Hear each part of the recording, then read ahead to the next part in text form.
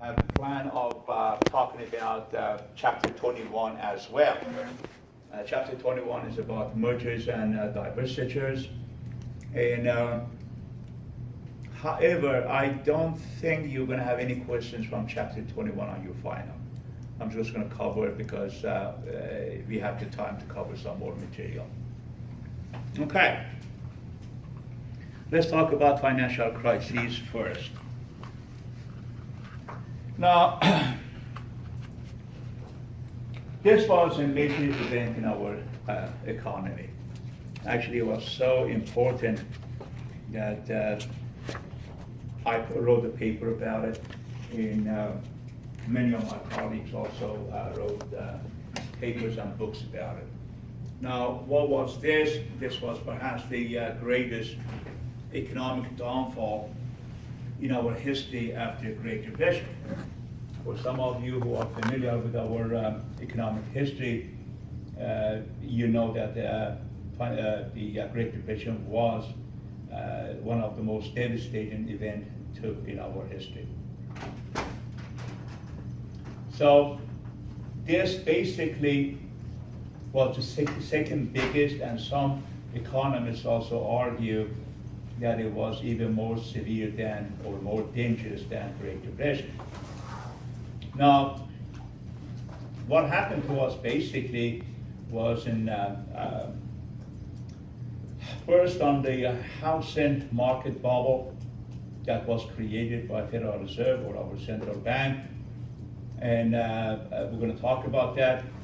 However, we bear in mind that this was not something that was like any other events, because millions of people lost their homes, millions of people lost their jobs, and millions of people lost their life savings.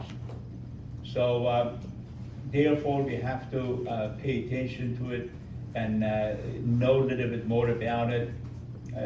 Our knowledge about it is going to prepare us to make better decisions in the future. And knowing some of the symptoms or the indicators of economy and world of finance, by doing so, we should be more prepared to deal with these kind of events in the future. Now, financial crises, I have to give you some basic economic principles before we talk about the financial crises. Why? Because knowing some of those basic principles enables you to understand better as to what happened to us in those periods. First of all, I have to tell you very basic economic principles. And now you're going to see how financial crisis was related to it. Folks, in a very simply stated, economy growth is based on two variables, meaning that economic growth of any country depends on two variables. One is spending, the other one is investment, okay? So in order to make any economy to grow, we have to spend more and we have to invest more. However, spending more and investing more requires what? More income. So we have to have more income in order to spend more and invest more. However, in order to have higher income, we have to be what? More productive, either working harder, longer, or smarter. Therefore, economy grows if we are more productive. Our country has been one of the most productive countries in our history. Lately, Chinese economies surpassed everybody, and they are more productive nation than anybody else. So, if we want to graph this and say, look, it's very simple. Economic growth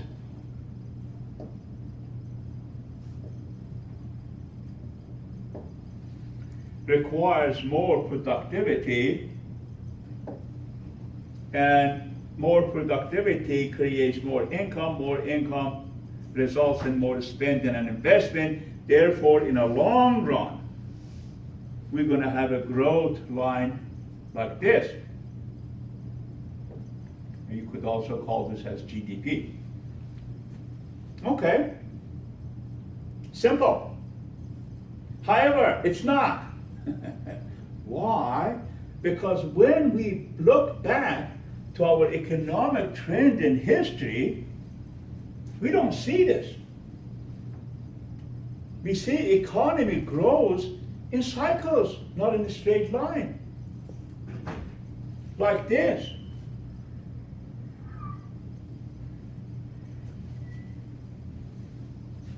And you wonder why.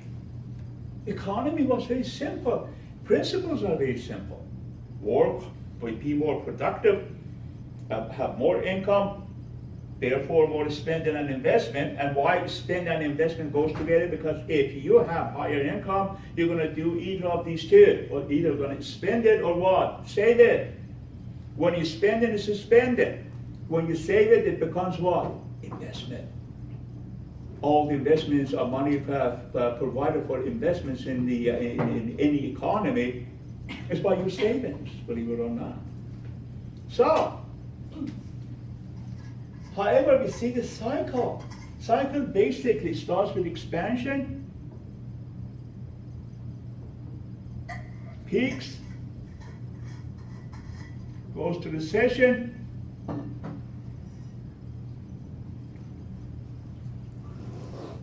goes to trough, and again expands, and so forth, so on. So, what causes all these? Why cycle? Anybody knows? Why? Think about it. We're saying economy grows by spending and investment. It should grow like this, but it grows like exponentially. Right here, goes up and comes down again. It's like a roller coaster ride. Why? Okay. Reason is, when is the time for any of you spend more of your money? When is that time? Opportunity cost? Opportunity cost? No, what I'm saying is in your real life, when is the time, what kind of transactions makes you to spend more money? When is the time that you spend more money? When what? House. When you buy a house, yes. Or the next is what? Buying a car. Or going to a trip, right? Okay, wait a second. Do you have income when you do that? Meaning that you put $500,000 cash in your pocket, or it's not my income, I'm going to buy a house. Is that how it is? No. Thank you. We borrow money. So you spend, you invest based on what? Borrowed money. So therefore, you don't have income, but you have extreme expenditure. Wow.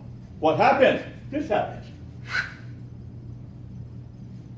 You don't have income, but you spend it, you're investing. Economy was going to actually take off like a rocket.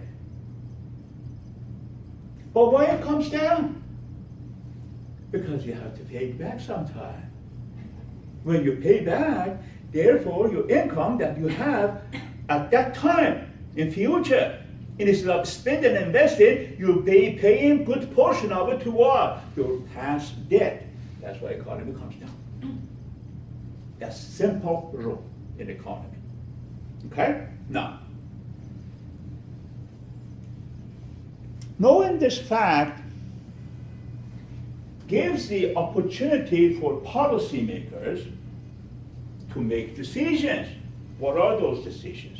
Well, if the idea here is to encourage people to spend and invest more, let's say we're in a recession period, where basically the economy is not doing good. Policymakers say, I could fix this. How? Well, didn't we say that people have to have higher income to invest and spend money? Yeah, but they don't have it. Oh, okay. What I'm going to do is I'm going to make the money available to them. Oh, how? I'm going to drop the interest rates. You follow? So when they drop the interest rates, what happens? Money becomes cheaper and available. Therefore, people have the tendency to what? To borrow. Therefore, they're going to spend and invest again, and we're going to go to the expansion period again. So basically, what I'm saying, folks, Federal Reserve, which is our central bank here, is in charge of the cycle, believe it or not. Whenever they say they see that the economy is growing too fast, they're going to put a brake on it. Why? Well, the economy is going fast and growing fast. What's wrong with that? Well, what's wrong with that is that normally when the economy is growing fast, inflation happens. And inflation is as devastating as recession. So they have to prevent inflation, therefore they increase what? Rates again. And when we go to recession, what? They drop the rates.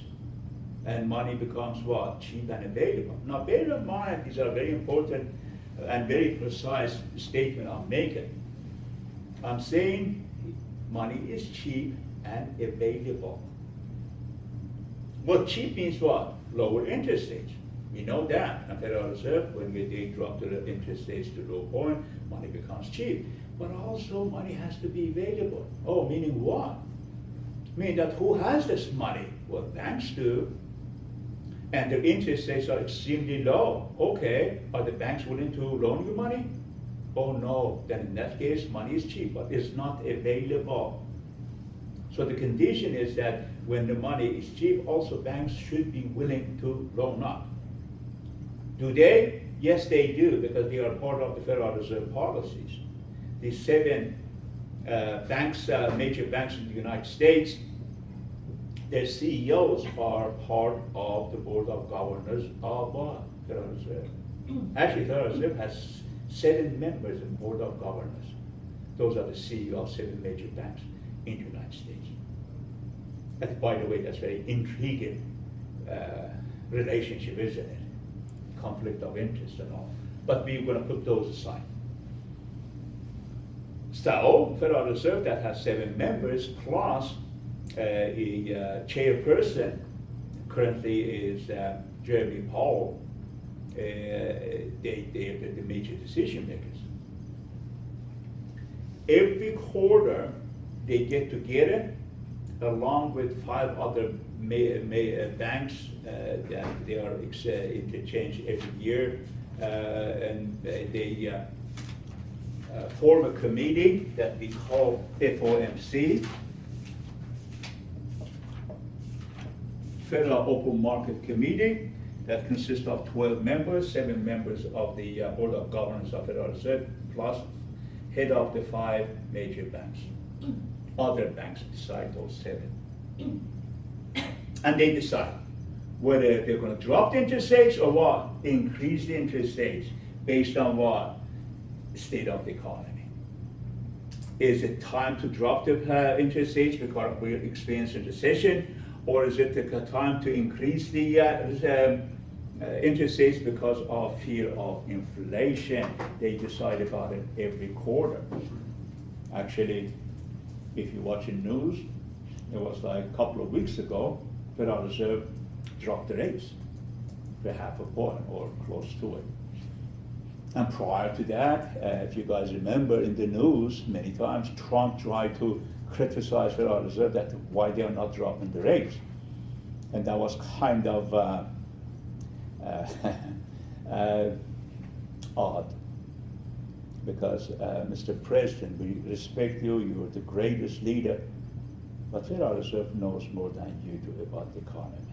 Please leave him alone. And that's honest the truth. We're talking about Federal Reserve, you know who these people are, they're the geniuses of our country. Not only they are the selected ones, but also behind each one of them are army of analysts, all the experts all the data, all the dedication of coming up with a certain analysis. So they're wrong, and you say that you should do your job in this way, that doesn't make sense. However, the intentions are known why he's saying that. Because he knows, very basics, he knows this. He said, hey, in my presidency, drop the rates, stimulate the economy, make the economy grow faster. Basically.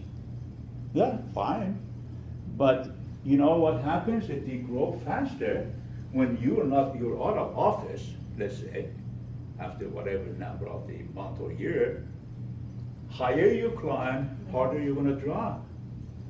So, is this the policy? No, this is not smart. So, you got the picture here, right? You're getting very basic economics principles.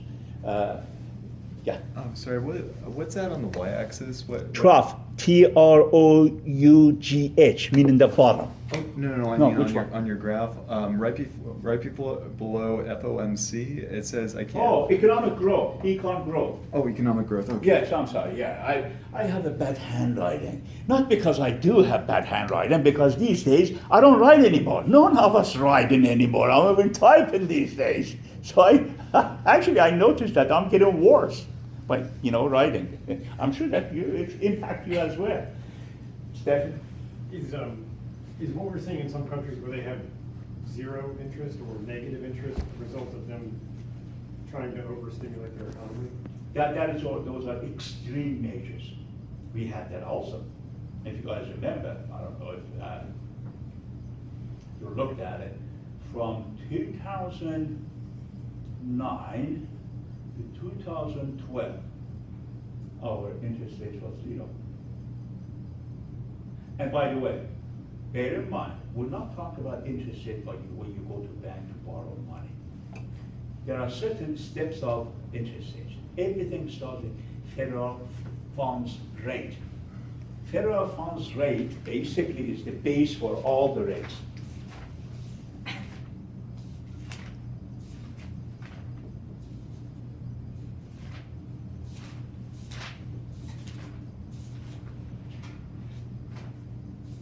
This basically is the rate that Federal Reserve sets as the base. Why? Because everything starts from this base. This interest rate is not available to you and I. It's only among the banks. So if the First National Bank of San Diego wants to borrow money from Bank of America, they use federal funds rate because that's the cheapest possible rate. 7 banks of the United States that are the biggest, they have also connection, they are connected to Federal Reserve itself. What is the benefit of it? They are the only banks in the world or in the United States that they have the ability to borrow money from where? Federal Reserve. Meaning that from central bank. Nobody else can. Only these 7 banks can. However, when they borrow money, their borrowing also is based on what? Federal funds rate. But what's the difference between banks and between Federal Reserve and those major banks is that major banks, when they borrow from Federal Reserve, they also get a discount. Now, when it's 0, you don't get a discount, obviously. But negative also exists. We didn't have it. Europe, some European countries had it. So, okay, based on this federal funds rate, if let's say if this is 0%, which was between 2009 and 2012, if you put 2 to 2.5% on top of it, that'd be what? Prime rate. So when you hear about the prime rate, it is like 2.5 to up to 3% above the federal funds rate. So obviously, if this is high, you're not going to have prime rate at this level. I mean, if it is, let's say, it's at 5%, you're going to have 7.5% in your prime rate. Prime rate is not available to everybody. Prime rate is available to major companies, even the banks, and some individual that they have outstanding credit history, I mean that you might be qualified, but normally they don't give you. If you put another 2.5% on top of it and make it 5%, this is called consumer rate. And this is for you and I. So your mortgage rate is under what? Consumer rate. So that'd be like 5%. Those are how the rates are determined. Did I answer your question? Yes, thank Okay. you. So here, my point was that Federal Reserve, like any of central banks of your countries, as a matter of fact, even Japan, Central Bank of Japan does the exact same thing. So the economies are the same. In India also the same. With little bit subtle differences, but the concept is the same. Now, my point of saying all these to you was Federal Reserve has the ability to influence this process. So, what happened in financial crises? Now, first of all, I have to tell you, just because the cycle is created by borrowed money, we call the cycle what? Debt cycle.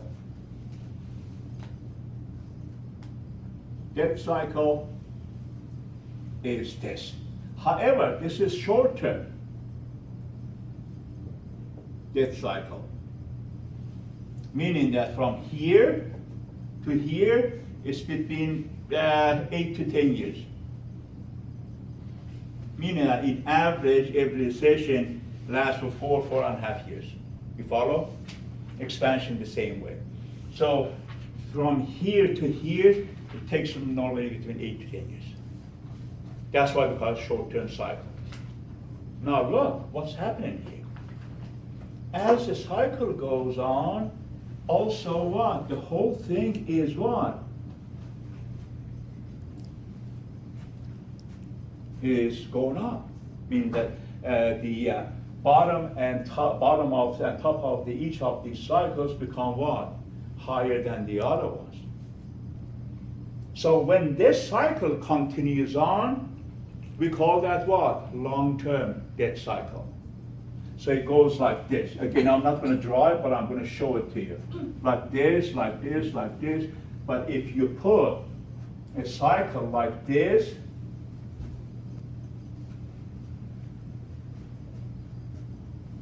okay, this is your long-term debt cycle. Now, why I'm saying that? What's the importance of this? This is the core of financial crisis, folks. What happened here is this. Between here and here, you say take 8 to 10 years. But also we see that these are growing as well and get to the point, and that also becomes a cycle. So the long-term cycle normally takes between 75 to 100 years. Okay? So from the Great Recession until, was that the 30s? So to your point, that was roughly 70, 80 years. We started at 1929, 1930s, Great Depression, and our financial crisis happened in 2007. Exactly the same range of age. Okay? This happens to everybody, all the countries, that they have similar system as we do. Most of European countries, Japan, many other countries that they have the same system as we do. This happened in Japan in what? 1989. That's why when we went through the financial crisis of 2007, Japan was not impacted as much because they knew how to handle it. They went through it until 1989. So, point that I'm making here is very simple, folks. Financial crisis was this. Boom, 2007, 2008. That's financial crisis. We tumbled. Everything collapsed from that point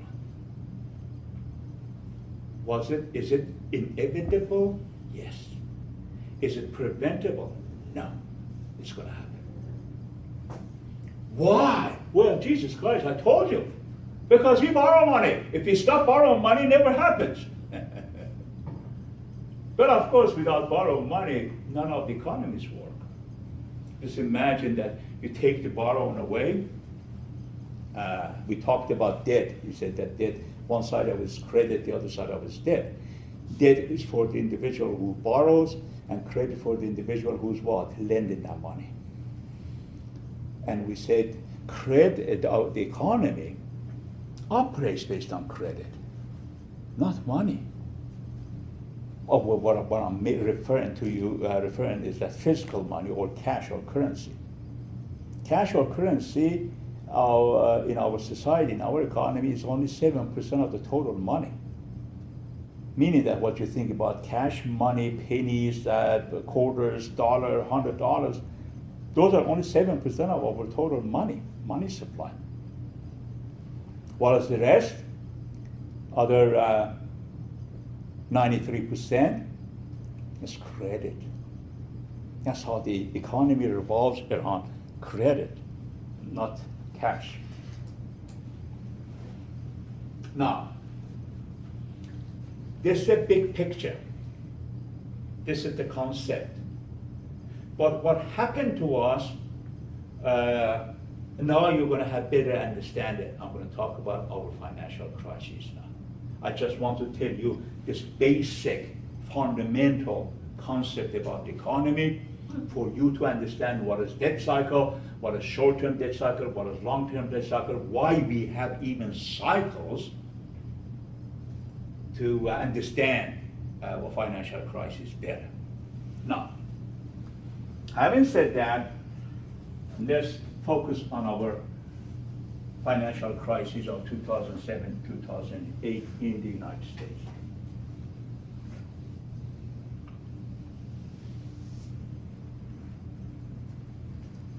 But before we do that, I have to have a sip of my coffee. Is that okay? Yeah, absolutely.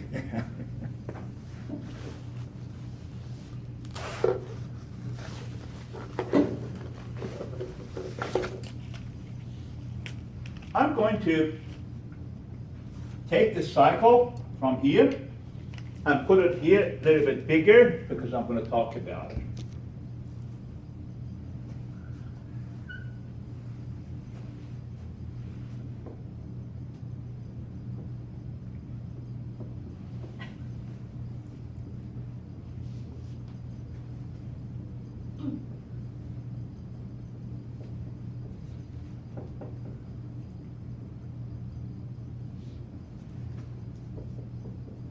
Okay. Folks, a financial crisis, although it took place in 2007, 2008, but didn't start in 2007. It started in 1999. Our financial crisis started in 1999. Why? Realistically, 99 was right there in our cycle. 1999, it was a very, very concerning year. It was a year of extreme nervousness. Why? Because, go ahead, Judge, go ahead. Was it the Y2K bug and everybody was afraid the Exactly. world was going to end or something? Or it was just going to be anarchy and chaos everywhere? Perfect. That was the trigger. However, what was the concern of Federal Reserve? They were not really concerned about that. They knew that it's not a big deal, but for the population, for our people, it was a big deal, meaning that they were nervous, right? Federal Reserve concern was that that's going to be trigger. Trigger for what? To go to a deep recession. Why? Because prior to 1999, we had 12 years of what? Growth. Why this is dangerous? Remember, 8 to 10 years, right? Now we have expansion of 12 years up to 1999. Why this is concerning? Why this event makes Federal Reserve to be nervous? Why? Well, this is growth. It's a good thing. Why we have to be panicking? Simply because there's 12 years and The because higher Well, the what growth, this? What's that? the higher the growth, the lower the. Yeah, doesn't this look like a roller coaster? Higher you climb, guess what? Harder you're gonna fall. Yeah, as if you're sitting in a roller coaster, and your roller coaster going up, up, up, up, up. Aren't you gonna get nervous? Where are we going with this? Right? This is what happened here. is there like a principle that says that like the higher, is there like some sort of principle that says that the higher the growth is, the farther the Yeah, fall's going? Yeah. this is what happened in history. That's what we're talking about. Okay. Actually, we're talking about financial crises and the cycle that continues and repeats itself throughout the centuries. So, therefore, 1999, Federal Reserve, among most than everybody else, even more than federal government, they were extremely nervous. They were concerned that Y2K, as Josh said, is going to be the trigger point. After 12 years of expansion, we're going to what? Tumble. We're going to just nosedive. They knew that. Specifically, think about it. I talked about the long-term debt cycle. They knew, oh my God, 75 years have passed, 80 years passed, that could be it.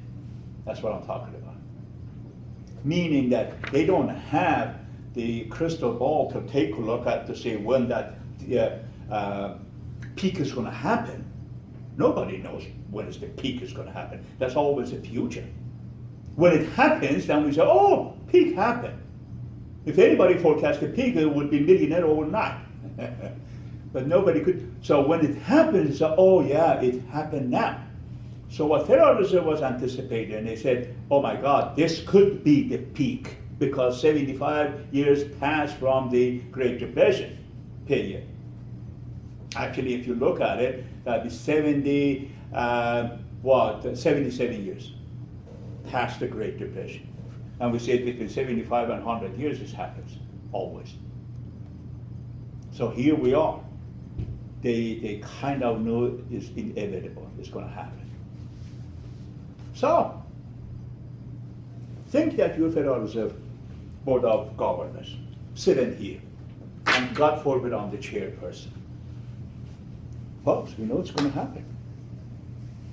What do we need to do? And we know it's inevitable. We cannot prevent it. It's going to happen. What do we need to do? What do you think we should do? You're the decision makers here. Think about it. Are you saying as individuals or as the institution? Was your question for us as individuals? No, yeah. Or- You are the members of Board of Governors of Federal Reserve. And my name is Jeremy Powell. I'm the chairperson or chairman of this board. And we were in 1999, December of 1999. We know that something is going to happen. Year 2000, Y2K, all these stuff.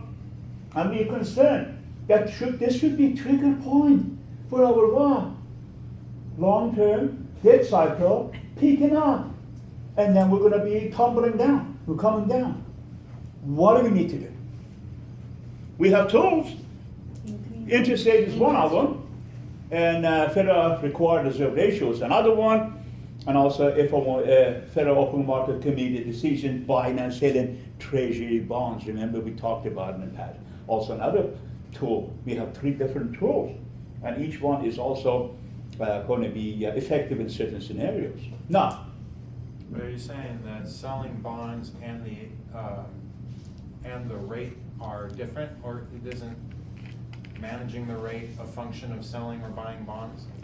we could influence the rates without even doing that. Meaning that Federal Reserve, before you come in, I was talking about this, is the Federal Reserve is the institution that sets all the rates, interest rates, by setting the federal funds rate. Federal funds rate is base rate for all the rates, like prime rate, consumer rate, mortgage rate, and all these stuff. Now, prime rate, and also mentioned before you, is that Federal Reserve sets this, and this is the rate between banks. When they borrow from each other, overnight banking, they borrow with this rate, which is low as possible, obviously, you could imagine. So they have the discretion of changing the rates anytime they want, not anytime, 4 times a year, every quarter, but they could drop it to any level they want. So that's one of the tools, just letting you know. Okay, what do we need to do, folks? It's common, we kind of feel it, it's gonna happen. But it's 12 years of expansion, we right here, we know we're gonna tumble down. Isn't there a degree of what you're asking being done right now by the, Say that one more time. I was asking a question to answer your question, isn't a degree of what you're asking us in the context of what was done in 1999 being done now by the Fed in so much, the way I understand it is they're trying to increase rates to a degree to give themselves more room to run when the economy does soften again. Interest is already at 0. But no, at that time it was not. Okay. It was not. But your point is well taken, but think about it. Just because I wrote a paper on this one, I have some numbers in my mind that I'm gonna repeat, and don't call me, because look at that nerd, he knows all these numbers. No, I don't, but just certain numbers are important, so I remember. December of 1999, federal funds rate was 6.48%. Okay? So meaning what? Meaning that if you want to buy a house those days, just imagine 2.5% on top of that would be prime rate, 12.5% on top of that would be mortgage rate. So your rate would have been between 11.5 to 12% if you had a good credit history. Actually, I bought my house, not that time, well, 1987. Those days also was like this. I bought my house 12% fixed 15 years, and I was extremely happy. So, everything is basically stems from this particular rate. Okay, what are we going to do? Remember, I'm asking these questions because I talked about it a few seconds ago. I said the economy grows by 2 things. What are those? Spending, And investing? Thank you.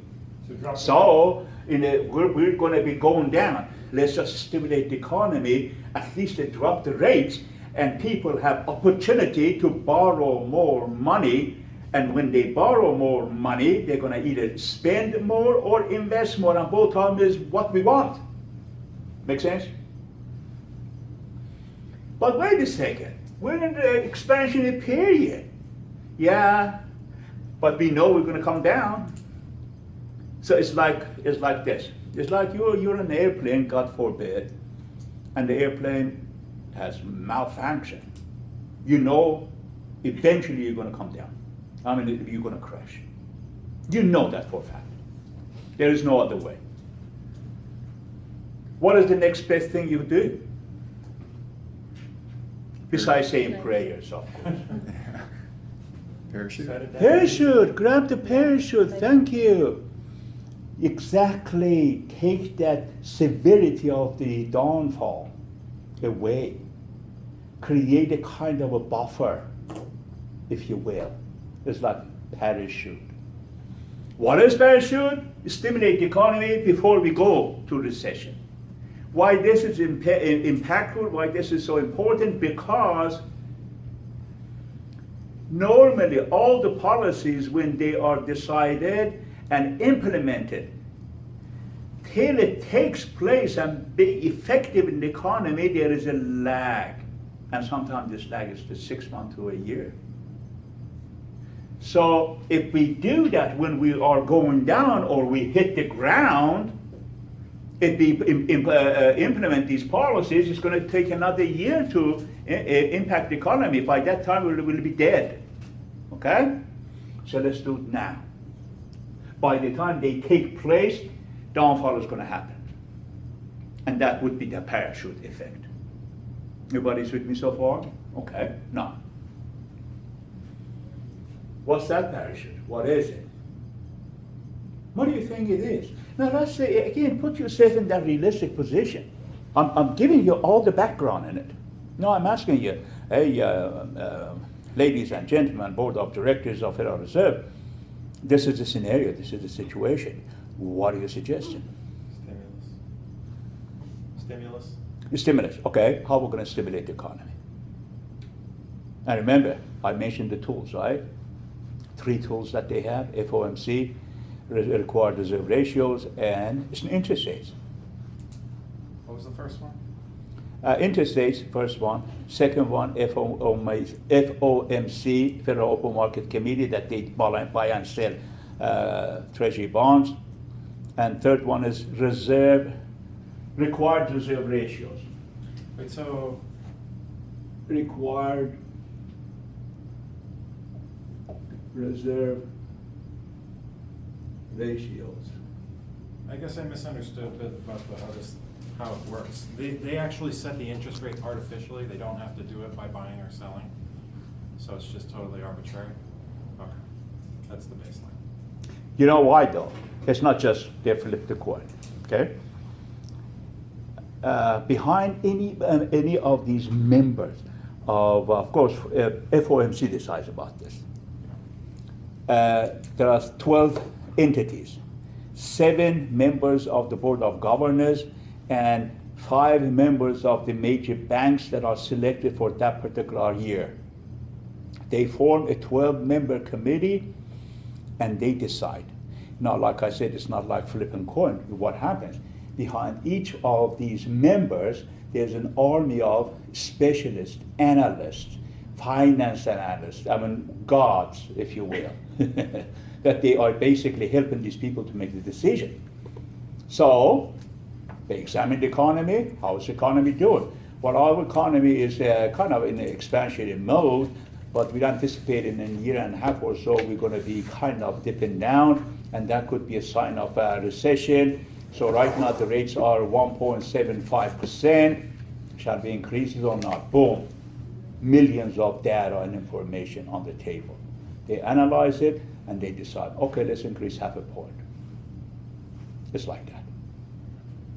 Meaning that it's more than just buying and selling. It's a lot of analysis, a lot of vision, a lot of major decisions.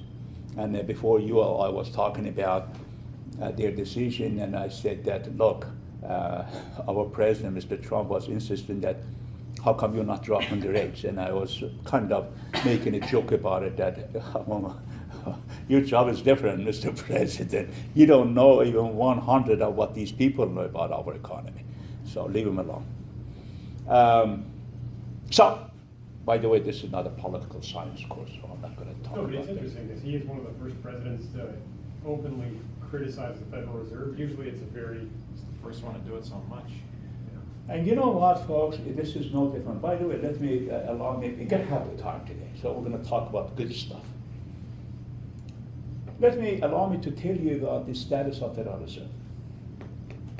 Federal Reserve is not considered to be a government agency. They are not part of the government. They are not private either. Wait a second, they are not government, they are private. What are those? Well, if you want to know who are they, what type of entity they have, think about the Supreme Court. Are they private? No. Are they part of the government? No. They are entity by themselves. Nobody can hire Supreme Court judge. Nobody can fire Supreme Court judge. They are nominated by the President of the United States, introduced to the House and Senate. If they get approval of both, then that individual is what? It will be in that position of, let's say, chairman of the Board of Governors of the Federal Reserve. That individual status is as solid as Supreme Court judge. The moment he is elected or she is elected, nobody can fire him. Nobody can, as a matter of fact, influence him. Just imagine, our president is trying to influence a Supreme Court judge that please decide about this matter this way.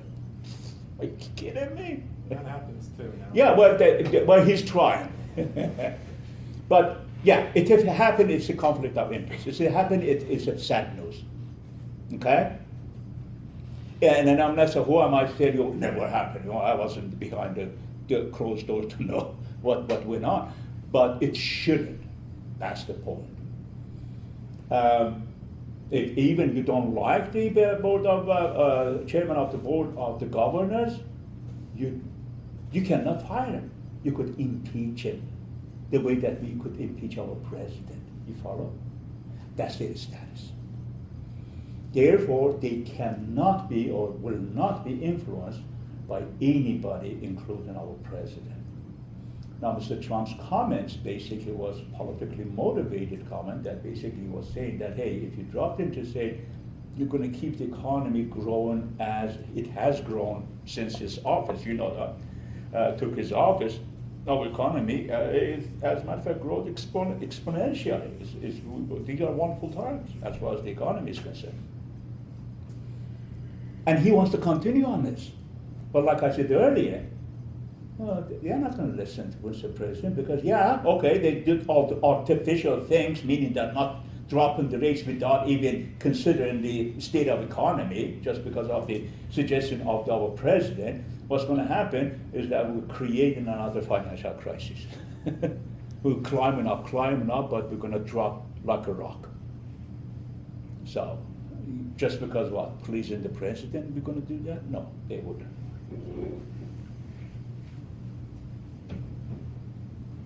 Now, this was the beginning, folks. What's the number one tool we have? Interest rates. So what are we going to do? Well, we're going to drop the interest rates. Okay, when we drop the interest rates, what's going to happen? Well, what's going to happen is that money is going to be cheap and available.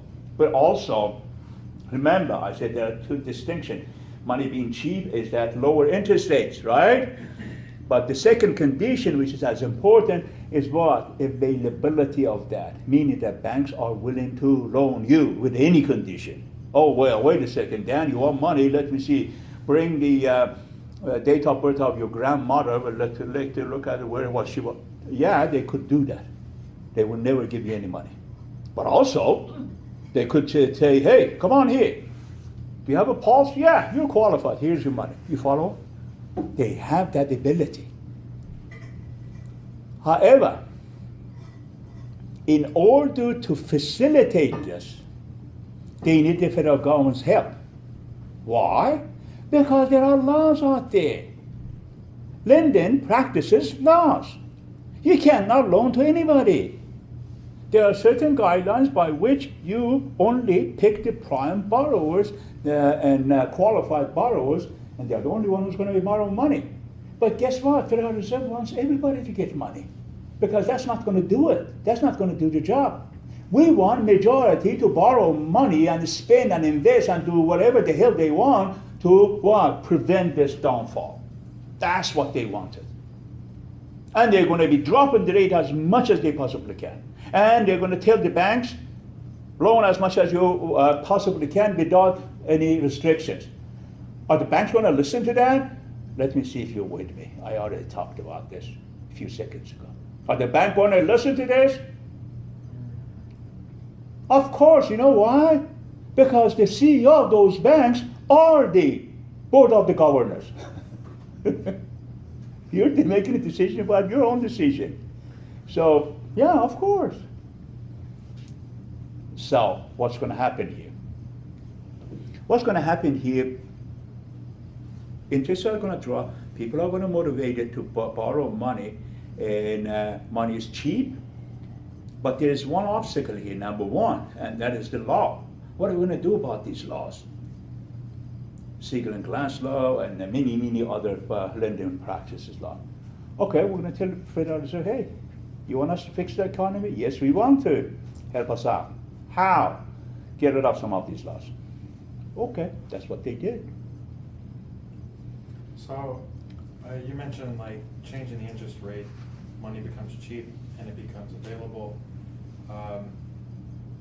Does lowering the interest rate in and of itself cause the availability of cash to increase, or would that have to be? It has to be also two parties. They need to like buy bonds. But remember, I'm sure that you remember this period between 2008 up to 2014.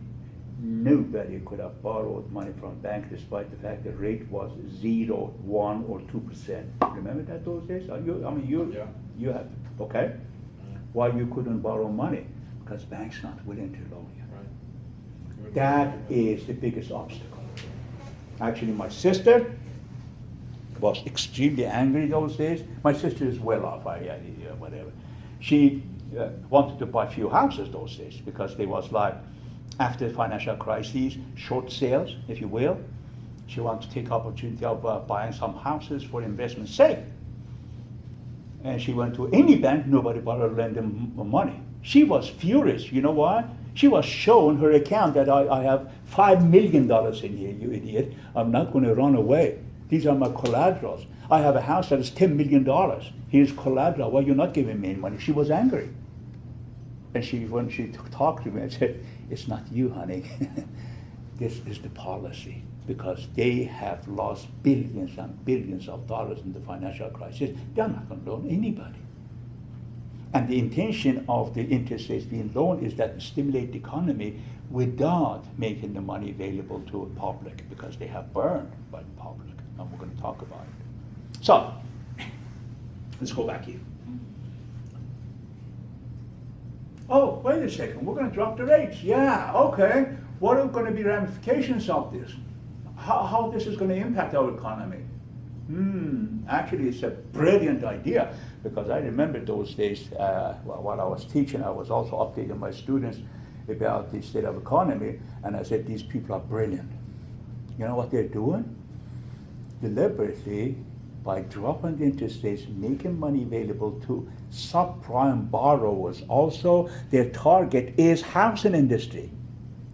They want to just stimulate the entire economy through what? Stimulation of housing industry. Why?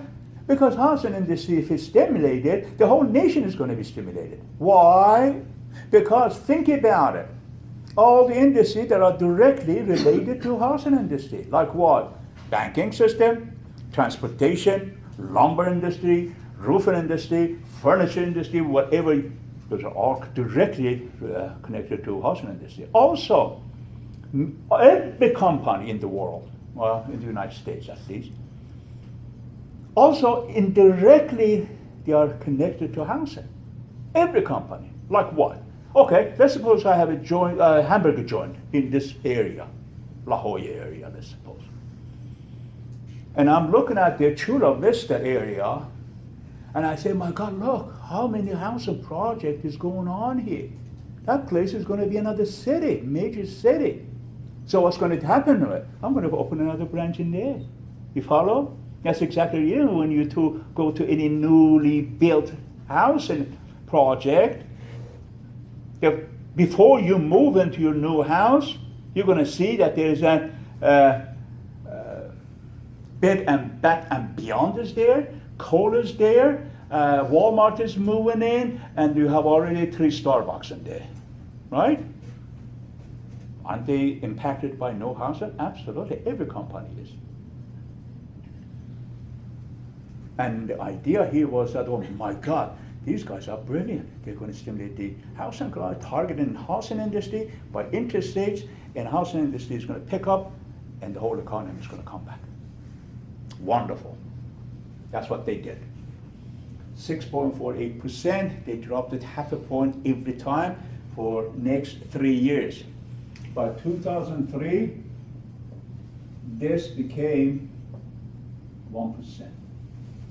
So federal funds rate is 1%. Okay, now this is the beginning of the end. All right, rates are 1%. There is no rules and regulation and restrictions of qualifying somebody for buying, borrowing, or not borrowing. So it's open season. Anybody who's walking in is qualified. So let's just make money, man. That's what they did. All the banks, all the loan officers. Hey, I don't have a house, but this is a good time to make millions and millions. I want to buy my house by doing all these. They got big commissions and all this stuff. So, how this process is going on? Well, you could imagine somebody with no money, no income, no wealth, and no future walks into the bank and says, hey, I saw this $500,000 house, I want to buy it. Am I qualified? Well, can you sign this paper? Yeah, I guess so. Okay, you're qualified. That's what happened, folks. And I'm exaggerating, but this is really, the truth was not far from it. They created ninja loans. Does anybody know what ninja loans is? Very little consideration to actual legitimate qualifications, No proof. quick. Yeah, but what the ninja stands for? No income, no job or asset. That's ninja loan. Hey, you have any income? No. You have any hope of getting income in the future? No. Do you have any job? Absolutely not. I'm a beach bum. Okay, well, do you have any assets? No, I got a skateboard. That's all I got. Okay, you're qualified. Okay, so that's what happened, folks. Therefore, banks loaned out hundreds of billions of dollars to people that they were not even qualified to have that. Folks, do you think the banks are idiots?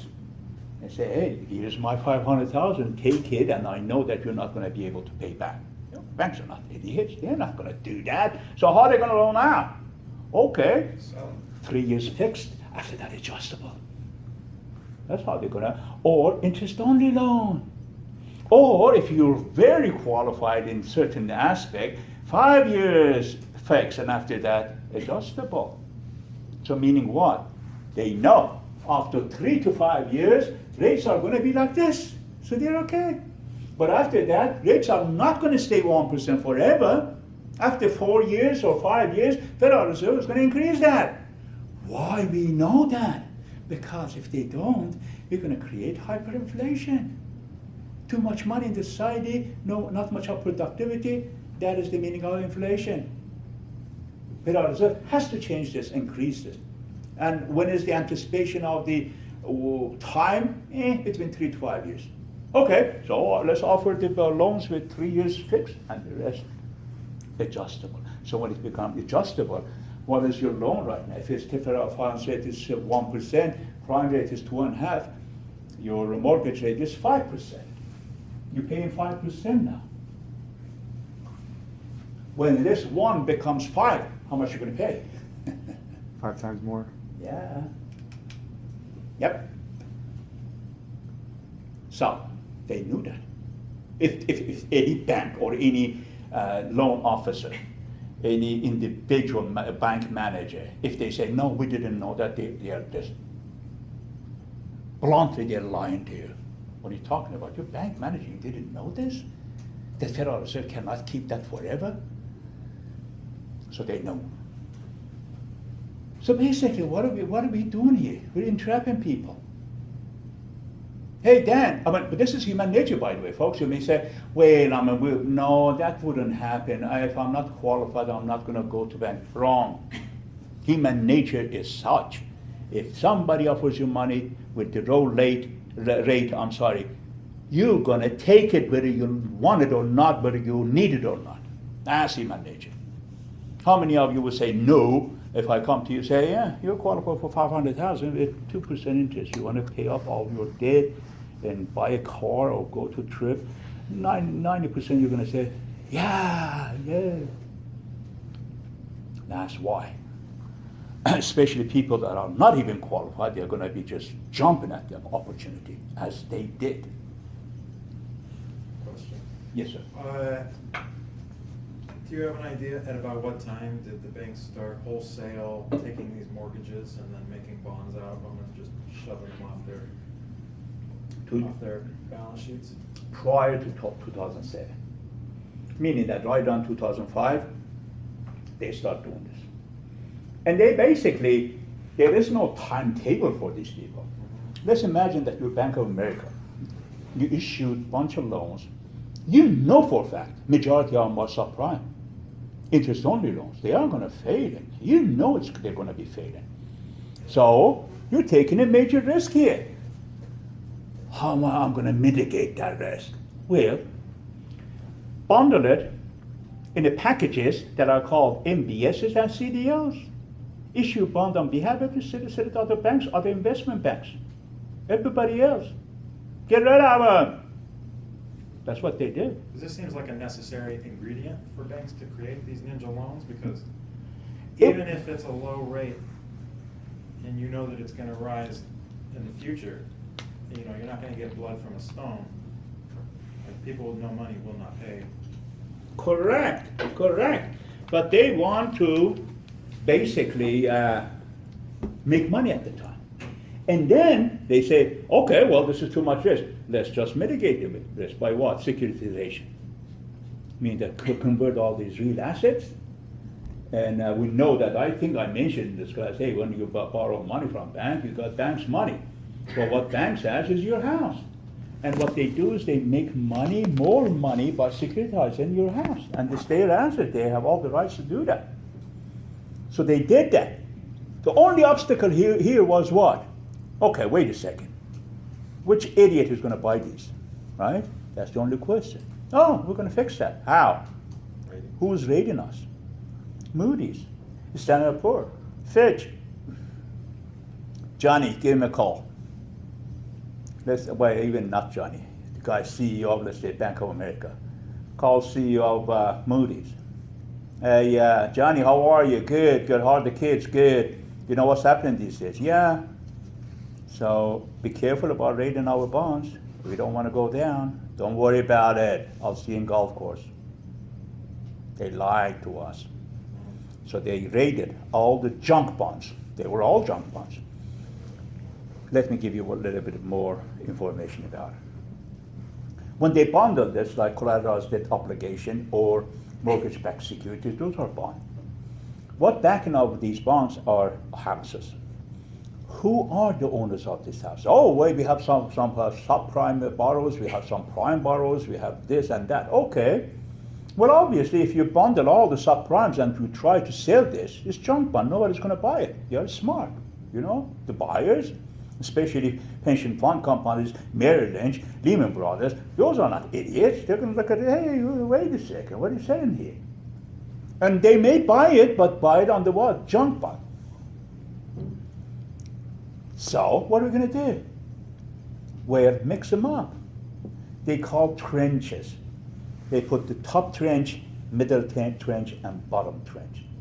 And they mix them up. That would be attractive enough for somebody to consider buying. When they do that, it's going to be entirely up to rating agency to rate those. Hey, is this AAA, AA, B, or still is junk? Well, in reality, they're all junk. You know what? Because bottom is going to fall out. And those are subprime borrowers.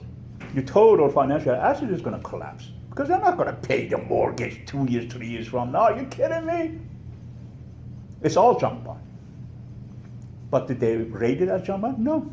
Most of them were rated AA and some of them even AAA. So guess what? I'm Lehman Brothers, I'm buying those. Merrill Lynch is buying those. Goldman Sachs is buying it. AIG buying it. Pension fund companies buying it. Fidelity is buying it. All these companies. So, and like I told you guys in our bond discussion, bonds are not normally for you and I. We buy 2 or 3 of them and trade it. You're not going to go anywhere with that. The bonds are normally traded between major companies, especially like companies like insurance companies, pension fund companies, and they normally buy and sell in bulk, 10,000, 50,000, 100,000, so on. So when they buy, they're investing heavily on these. But they have been doing this for centuries. So what's the problem now? Well, there's no problem. Rating says AA, you're okay. Okay, that's fine. And they did. That's how they passed the risk. But guess what happened to those people who bought these? They were out of business. Yeah. Lehman Brothers, folks, some of these companies, when I mentioned the names or you heard it on the news, these are not small mom and pop shop, folks. Lehman Brothers has been in existence for 67 years. They were the mainstay of the financial world in New York.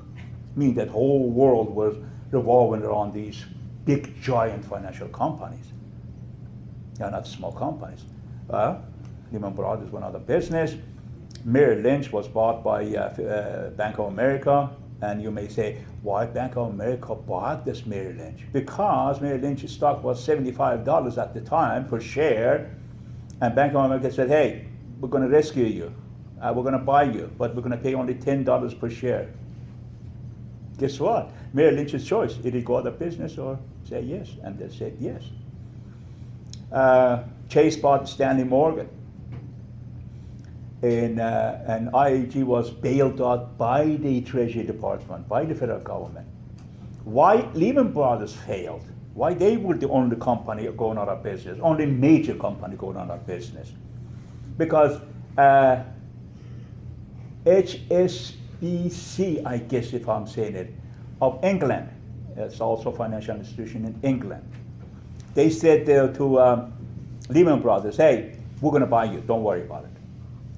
So Treasury Department, Ben Bernanke, Federal Reserve at the time, they said, okay, well, we saw these companies are being either purchased or acquired.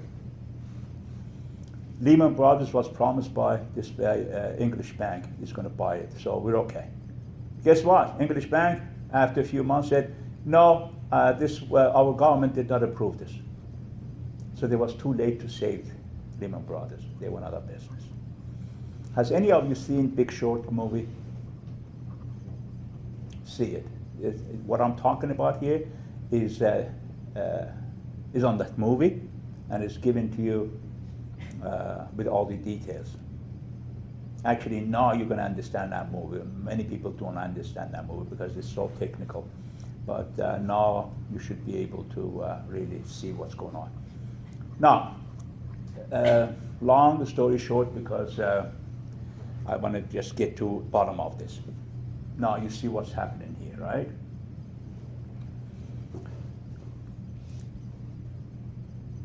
(2005) arrives, and sure enough, Federal Reserve increased the rates from 1% to 5.4%.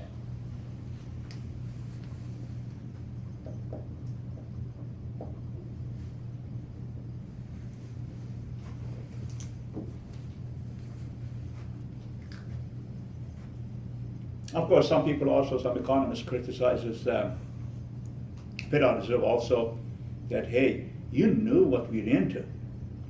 Why did you increase the rate without having that symptoms or the indications of inflation, meaning that you panicked and you increased the rates too soon. That's why you've caused many of these loans to default.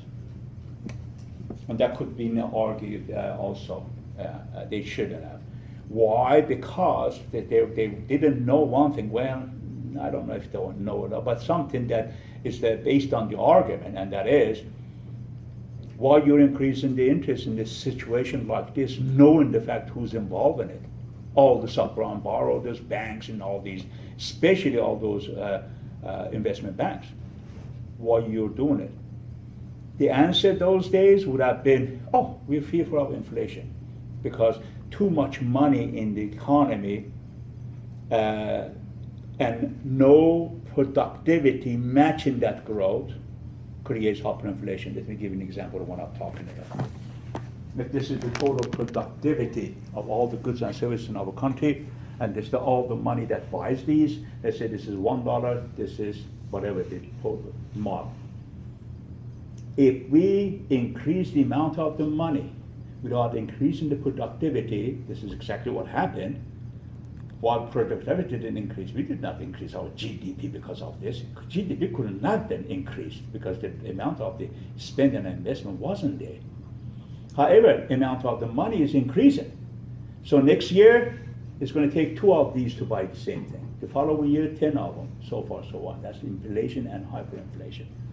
Inflation easily could be hyperinflation, double digit in no time. Federal Reserve is very much worried of this. They are always fearful because inflation is more dangerous than recession. Why? Because recession is like whole country has a fatigue, doesn't have energy, not much activities happen. Okay, it takes time. Just stimulate and push it. It'll come up. Inflation is exactly opposite. Inflation, the moment it happens, everybody's helpless. It picks up on speed, which we call money multiplier impact, and nobody can control it. You're done. And the country could go in bankruptcy in no time. So we are really fearful about it. Therefore, at the time, Federal Reserve's response would have been, hey, fear of inflation. But later on we find out that was not the case because quantitative easing resolved some of these issues. And I'm going to tell you what that is. So,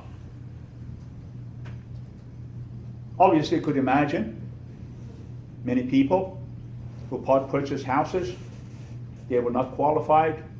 They had, let's say, payment of, $3,000, $2,500 per month for their house.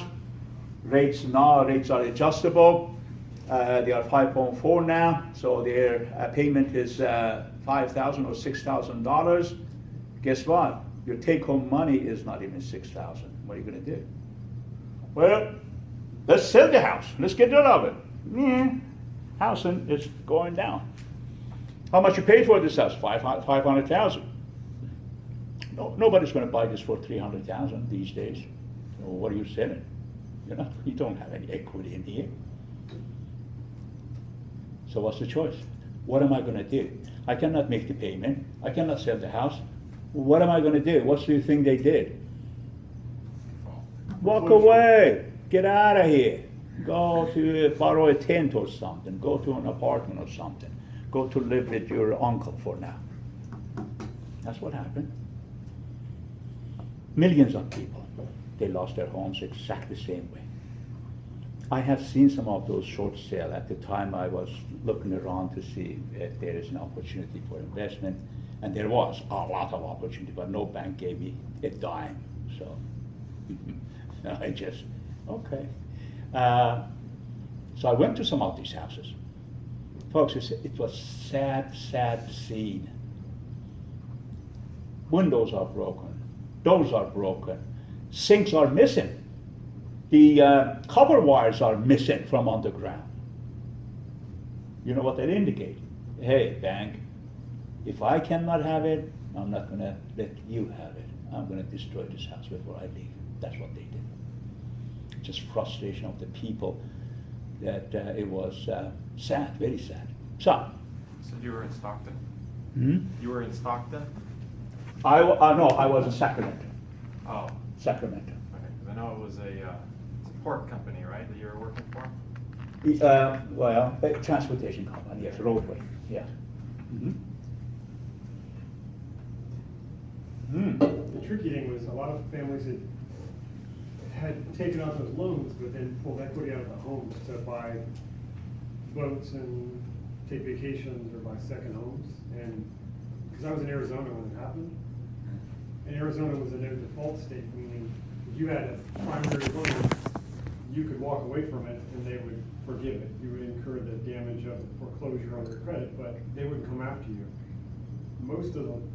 Many borrowers, to your point, had bought the house, and then as the economy grew, they pulled equity out, and that was essentially like having a credit card with $150,000 on it.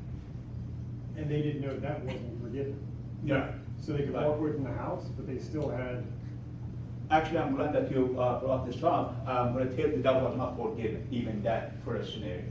That was my next comment. But again, your points are well taken. Coming back to you, Charles, I was in Sacramento. 2005, I took an early retirement from my job and became director of academic affairs for a university. So at the time I was 2007-8 director in university. Prior 2005 I was with Broadway, yes. So at the time I was with university and I had a good income, so that's why I was looking for opportunities. Yeah. Now, come back to what you said, Stephen. Here, we know what's happening. Foreclosures. Banks are losing money. Bad. Let me give an example of actually what happened to me to show you how the banks really got in trouble. Again, remember, I'm looking for opportunities to invest.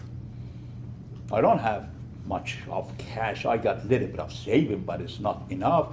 So I used to get solicitation. By the way, I bought 2 houses 2003 for investment sake, and they were.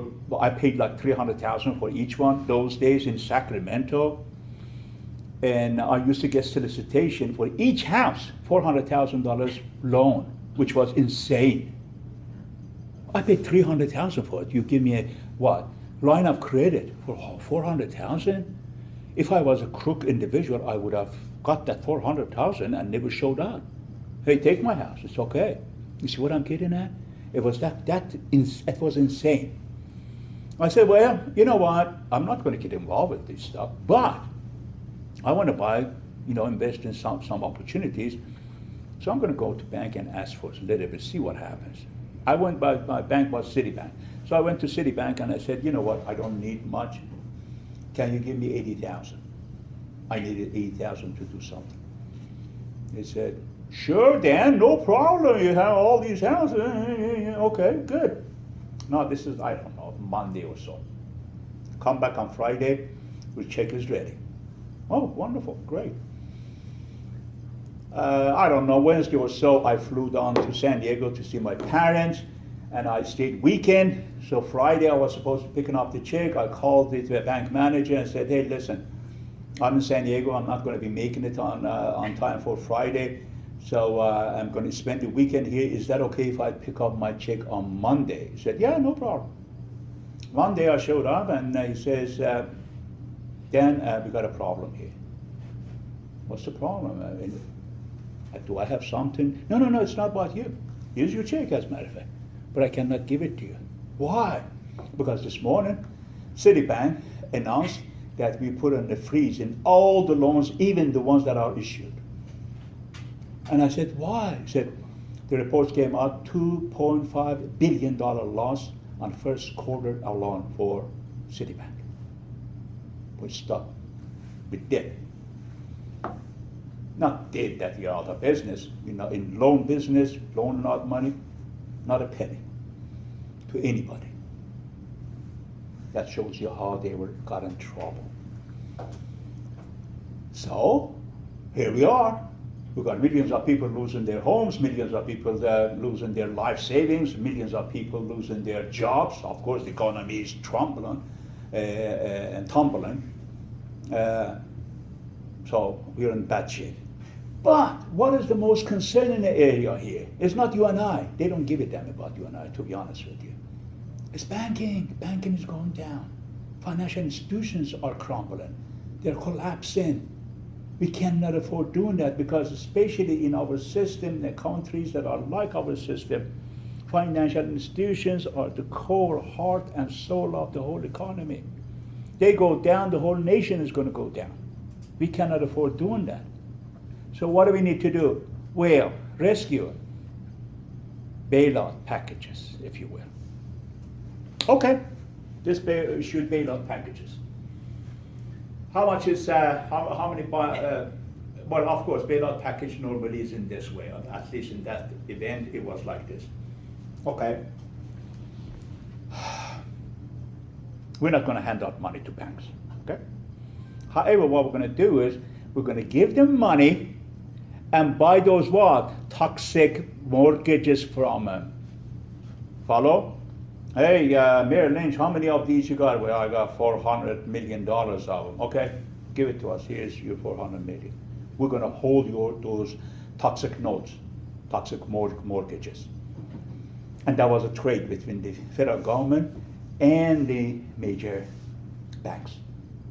Wait, can you say that again? Because, so when, was it Wells Fargo? No, it was Bank of America that bought Countrywide, right? Yes. Essentially, is that what did they do that to be in the good graces of the government? But, I mean, they were assuming toxic debt, but it had house backing it up. Banks, like commercial banks, remember what I said about them?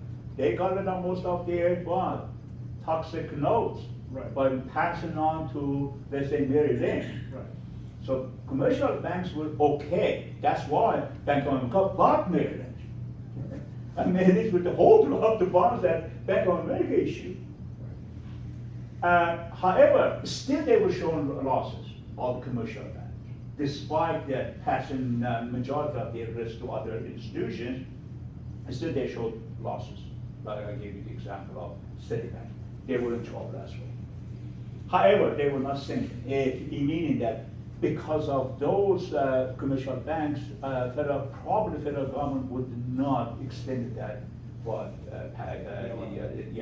stimulus or bailout packages.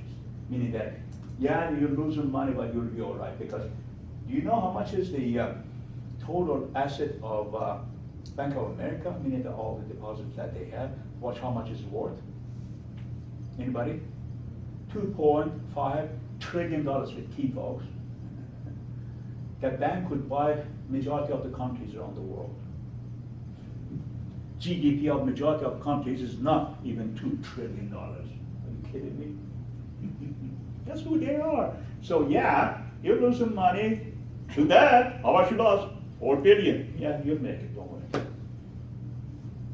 But the bailout package was basically focused on companies that bought this what? Toxic mortgages, like all the investment banks that I mentioned the names. So federal government came under the TARP, Troubled Asset Relief Program. They had to pay $1.2 trillion to buy all those mortgages. 1.2 trillion.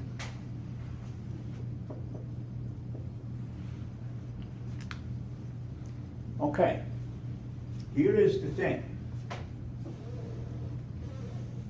Don't we know that federal government shows budget deficit every year? Do we know that? Yes, we do. If they show budget deficit, meaning that their income is not sufficient enough to cover their what? Expenditure. Everybody's with me so far? Where in the hell they're going to get 1.2 trillion? Tax people more? Is that what that translates to? Because the income of the government comes from taxation. How in the world are they going to get that $1.2 trillion to save the banks? What's the answer? And I'm asking you, I never ask you a question that I have not talked about it. You walk out, I hear somebody ask you this question and you have no answer, I'm going to be turning on my grave. Okay? Where do they get their money from? Print it. How do they get the money? Print money.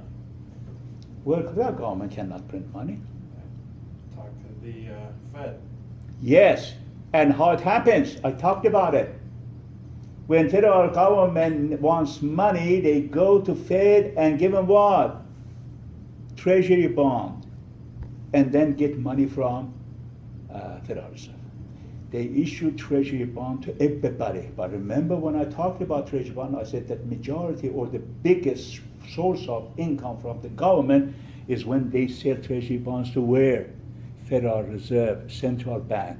They have more money than anybody else. So, they went to Federal Reserve, give us 1.2 trillion. Wait a second. Federal Reserve has 1.2 trillion that they sit on it every day? No, they don't have that kind of money either. Nobody has that kind of money reserved or in the safe, in the vault that you have to open it and say, here's what. Nobody. If you do that, actually, you're in the wrong business. Federal Reserve doesn't have that. What are we going to do? What do you think we should do? And what do you think that we did do? Very simple. You said it actually. Print it. Yeah, hey, Mr. Bernicke, yes. Do you have the authority to print money? Yes. We'll print it. How much? 1.2 trillion. Oh, Jesus. Okay. That's what they did. That's called quantitative easing. If you heard about it, now you know what it is.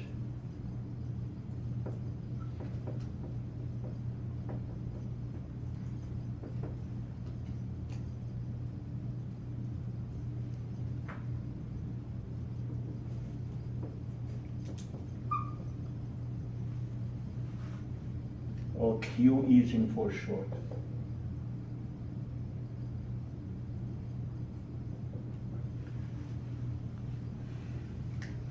Now, why this was a major concern, why this was point of a lot of disagreement, a lot of uneasiness, especially in part of economists. Why this could be a problem. Let me see if you're with me. Yes, Josh. Would be inflation. You have too many dollars chasing too few goods. You haven't increased your productivity, but you've increased your overall cash supply. Absolutely. And guess what, folks? 1.2 trillion is a lot of money. And guess what? Remember what I said earlier? We have a phenomenon that we call money multiplier impact. What is that? When the money is increases in the society, the velocity of circulation of it would increase because it's like bouncing ball. You have people have more income, they're going to spend more, economy is going to have more money, then you're going to hire more people, give more higher income, and so far so on. That is going to be multiplied. So $1.2 trillion easily could create hyperinflation. Yes, sir. So is the reason why it didn't create inflation because the banks just sat on it? Because what? Because the banks kind of just sat on the cash? That was part of it. But the most importantly, you're going to see it in the video I'm going to display to you. Why the whole nation was in trouble? Because of lack of the credit. Credit that dried out. Nobody was able to borrow money, as Charles said, to spend and invest. So that disappearing credit was replaced by what? Cash. Hey, have cash, you spend it. You follow? In the past it was like, borrow money, spend it. Now we have no borrowing. Nobody has money to lend, or even if they have it, they're not going to lend you anymore. So what you're going to do? Just spend cash. That's it. So that's why it was not as disastrous as somebody would have anticipated to be. Follow? However, that created a lot of concern, especially among economists, many financial institutions, financial analysts, and all the experts in the market, basically. As a matter of fact, some economists got together and sent a letter to Ben Bernanke at the time, who was the chair of the Board of Governors of Federal Reserve, and they told them to, and they basically gave him ultimatum: stop this. You are playing Russian roulette here. Does anybody know what? Oh, I know you do. Russian roulette is? Yeah. Okay. Yeah. We'll put in one bullet on the pistol and then pull on the trigger. And they said that this is like that. What is the trigger here? Every time you do that, they did it twice, and they were about to do the 3 times that they stopped it. You pull this trigger twice, it didn't go on. Don't try a 3rd time, please, because it may go off. What is that going off? Hyperinflation, as we discussed. So they did it, but those were justified because we saw later on that they replaced it, what? Lost credit in the economy. So we survived it somehow. Normally it takes about 10 years to come out of it. Remember, we had 12 years expansion. We fell to 10 years of debt, and it's like down to the bottom of the valley. It took us 10 years to come back.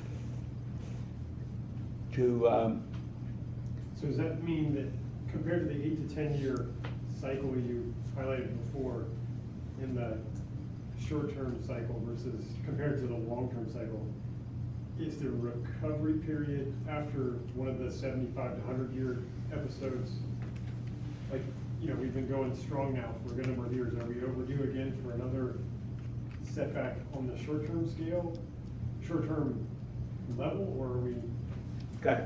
we have more breathing room because we just went through a long-term? It was like this. If you imagine this, realistically,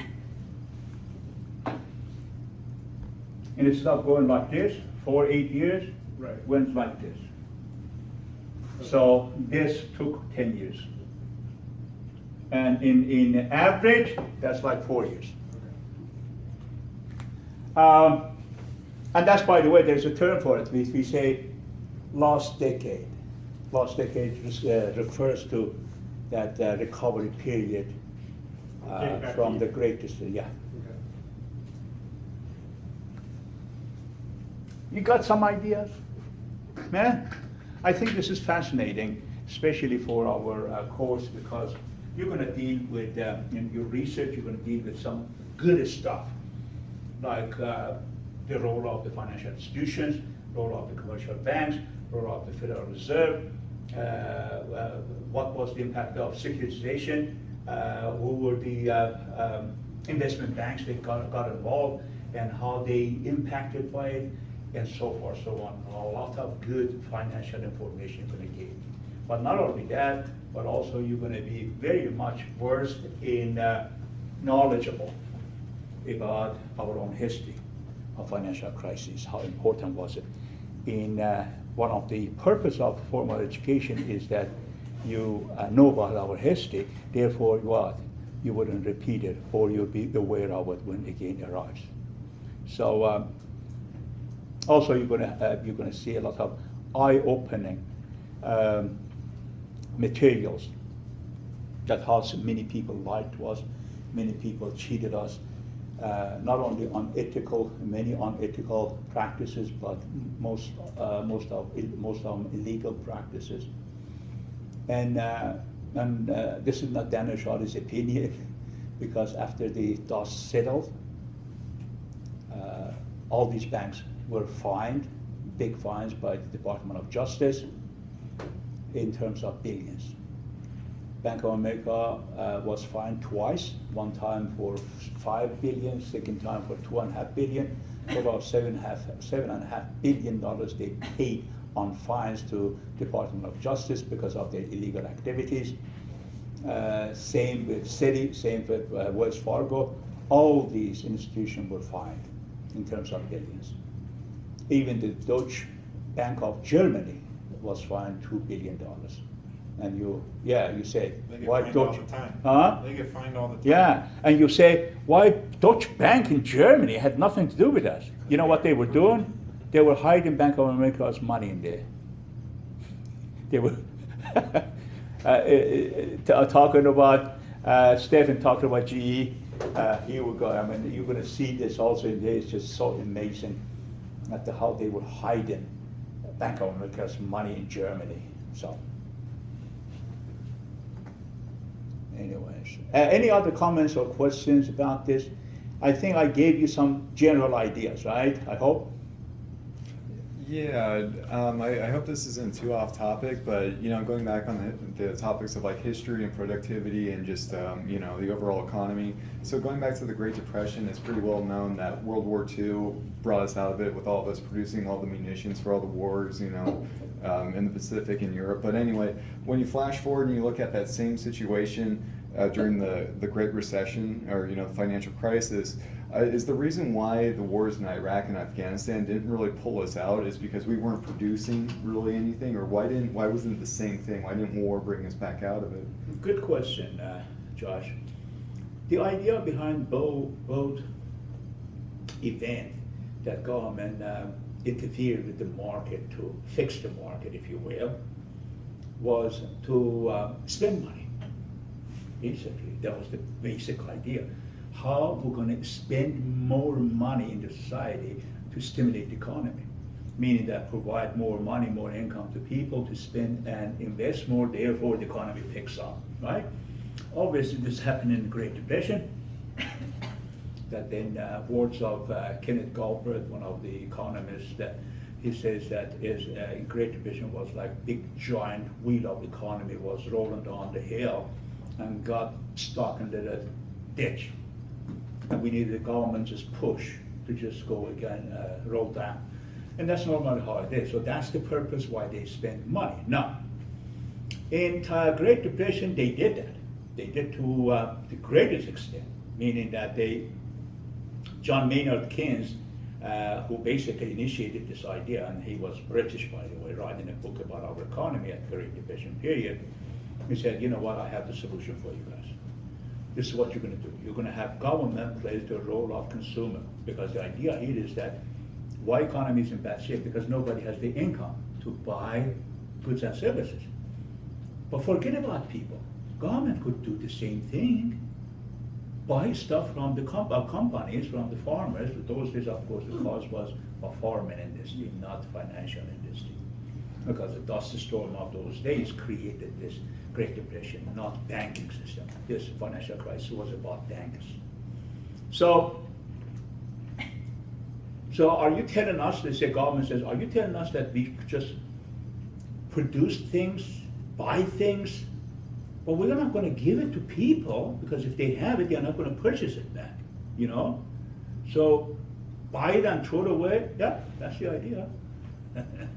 And government did that. Yes, Steph? To his point, wasn't the economy, domestically speaking, much more, we were less of a consumer-based economy during the Great Depression? Isn't it accurate to say we were more, if you look at us on a global scale now, we're much lower on the level of being an importing nation versus, we have a consumer-based economy, like you just said. During the Great Depression, wasn't the government able to stimulate the economy because they turned whole industries, like the steel industry domestically? We used to still refine and do all the things we don't do here now. So what was going into the commercial industry went over to the wartime. So shipbuilding, planes. Of course. Now we don't do that stuff domestically. That's my point. Actually, I was driving to that. Good observation. I was saying that was the idea. So government did that. Government went to the farmers. They said, hey, how much grain you producing? Now this much. How much you selling it for, let's say, $5 a bushel. Okay, triple your production. Make it 10 times as much. And now we're going to buy it for $10 per bushel. Oh, okay. So they screamed for and invited, hey, anybody wants to work for our farm? We used to give $2 per hour, now we're going to give you $4 per hour. Come on and work for us, because government is buying our junk or whatever. Well, so what happened here is that they got the grains, really, realistically. What are we going to do with it? We're not going to put back in the market, because if that's the so, they're not going to buy grain from the farmers no more. So let's throw them away. They bulldozers in the oceans. Yeah. And then some of them, they said, hey, somebody said, hey, don't bulldoze into the ocean. There are a bunch of people in Africa and Asia, they are going hungry every night. Why don't you just ship the free grains under the gesture of America? We love you, have grain and have fun. And that's what we did. Majority of the grain, we send it to different countries. Actually, I remember my father used to tell me that we fell in love with America because they were giving us free everything. He was remembering those days. So, well, it's interesting because there was a series of ships, and I had a Frenchman who actually schooled me on this, and I went to a military school, and I thought I was somewhat well versed. But there was a series of ships called Liberty ships, which was a British idea, and it was an inexpensive way to build essentially a cargo or a transport ship. And it was a very cheap. It wasn't a well-made vehicle. It wasn't meant to last 50 years, but we adopted that technology during World War II because it's both stimulated the economy and gave us a vehicle to use. Well, Right. that's why when they show those pictures in the wartime of American Jeeps going over there, they never had any intention of bringing them back. A lot of them they actually Right. shoved off the ships. And absolutely. No, actually, army of Iran was built by those. Believe it or not. When I was a kid, but I remember. Actually, you know what? I learned how to drive in Jeep Wrangler. That was in the ex-military. Jeep. It was one of those in World War II or whatever.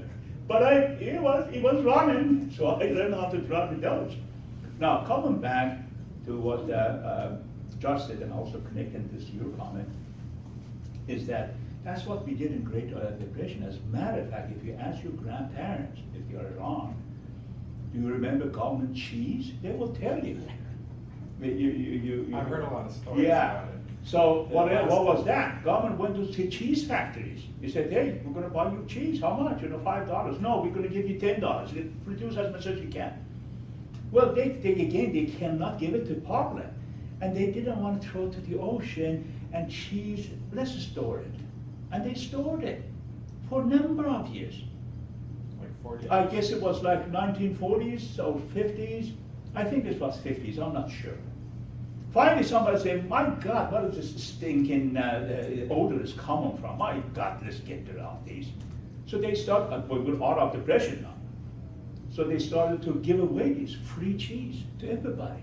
Hey, free government cheese, anybody wants it? And people, of course, right, and grab those. So that's my point. They did that. That's suspended. That was the idea. But guess what happened? Something even better happened. World called United States of America to get involved in what? In war. Oh my God, there's also a great opportunity. And we built all those things that Stephen said. We converted all the factories that we went to like factories. Hey, what are you making? This machinery. What does machinery do? We have no idea. Well, convert it to make a tank or military hardware because we're going to go to war. That's how we stimulated some of the industries. War happened. We didn't cause the whole war. See what I'm saying? Therefore, concluding that, well, we have also wars, he didn't rescue us or they were not as impactful. We do not create wars to fix our economy. We're better than that. But if the opportunity is there, which was in those days, World War II, hey, we're gonna get involved, might as well get equipped. But we don't create wars to spend more money. Why? Because the amount of the money that we could spend in our nation through our own system could be 10 times more effective than spending on military equipment going to Afghanistan. Afghanistan could be captured overnight if we wanted. But we didn't want that. So, yeah, those events also took place, but they didn't take place because we had the financial crisis. We're much better than that. Okay? We have much better solutions than going to Iraq. I mean, come on. But World War II was a real event, took place. We inevitably were going to get involved with it. And hey, might as well convert everything to get ready for it. So I don't know if I answered your question or it was not a question. I think it was a comment about the Great Depression. Now, one more thing I'm going to add. I think probably this was your question. Hey, wait a second. If we knew how to fix the Great Depression, why we didn't use the same medicine fixing our own financial crises? The answer is there are two different animals. Okay? Actually, we did that. We just prescribed exactly what we did in Great Depression to fix this. It failed miserably. Because you know what? It's like disease, if you will. That was polio, this was chickenpox. You cannot give medicine of polio to chickenpox people. Each one its own medicine. Here, the solution has a lot to do with the financial environment, financial market, financial institution. It has nothing to do with the farmers. So therefore, the formula is different. The approach is different. So we have to take different routes. Did we know what route we were going to take? No. We created the way that we created the medicine for Great Depression. You see what I'm getting at? It's like how in the world people survive these days if I have chickenpox. Okay, well, we have the vaccination, we have the medicine, you know. How did we get this? Well, by trial and error. Some people died, and finally we got to the resolution. And that's exactly the same formula. In the Great Depression, we didn't know what to do. And we basically followed some other economists' recommendation of Blue Slippers, and we got the formula. Hey, we know how to fix ourselves out of this situation. We prescribed the same formula to this syndrome and it didn't work. Oh, why not? My God, this is a different animal. This is a different disease. Do we know how to solve it? No. Let's just try it. And we tried, and we have, a solution, obviously, because we're not dead.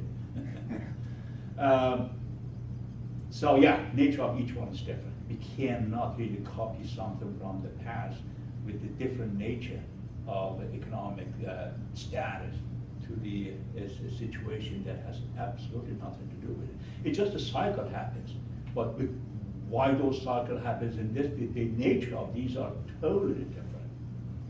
Yeah, it's kind of like what Stephen was saying earlier about how like we used to be a nation of producers Yes. more than consumers, but now it's the opposite. We're more of a consumer nation rather than a producer nation. Exactly. And okay. By the way, that's another thing. God, if I had another few weeks, we could have really have fun here. But coming back to what you said and what Josh added to it is that part of that was not about our state of economy, Great Depression or whatnot. Part of this was an awakening moment for us here in the United States. In order to just briefly talk about it, I'm going to tell you that prior to 1970s, especially 1950s, 60s,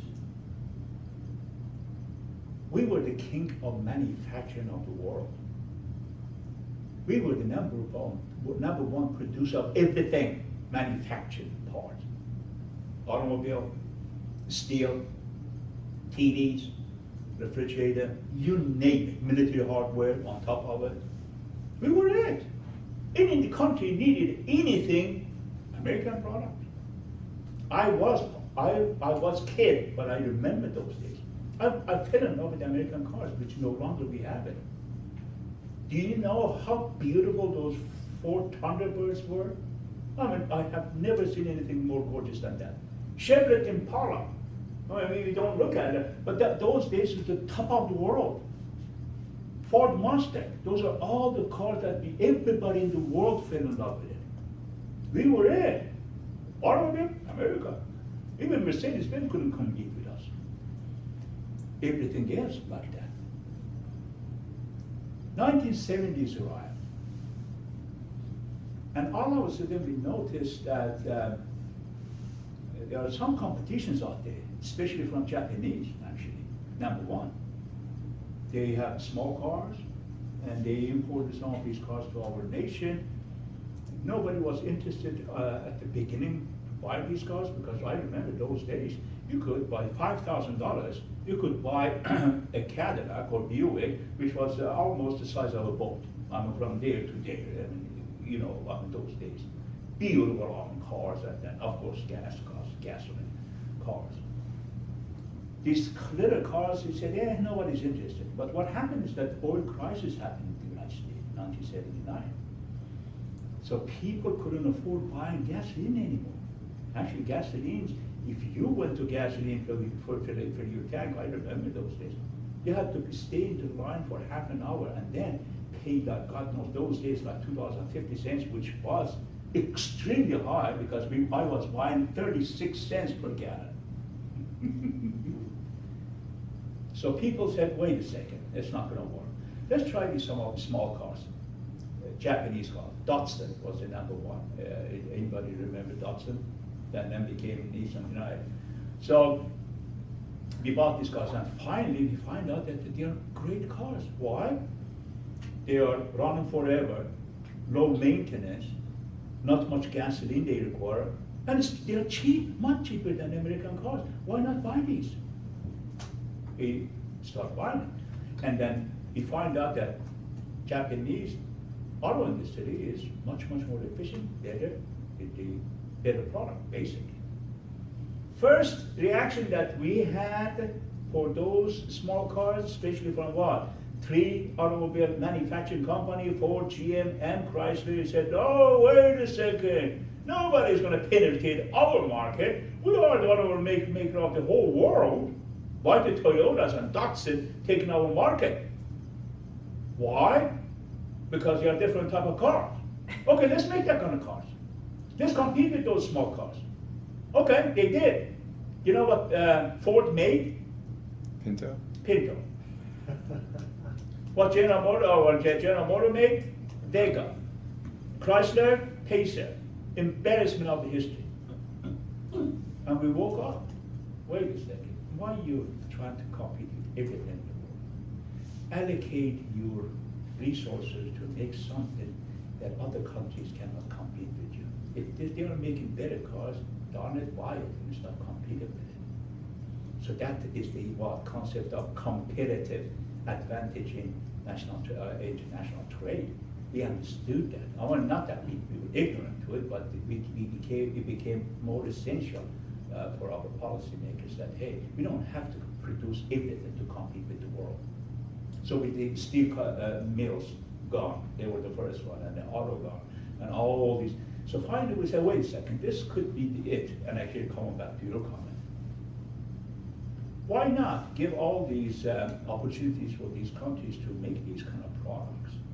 And we buy it, it will be the best market for it. But we're gonna be making things that they cannot make it, and they're gonna be the biggest market for us.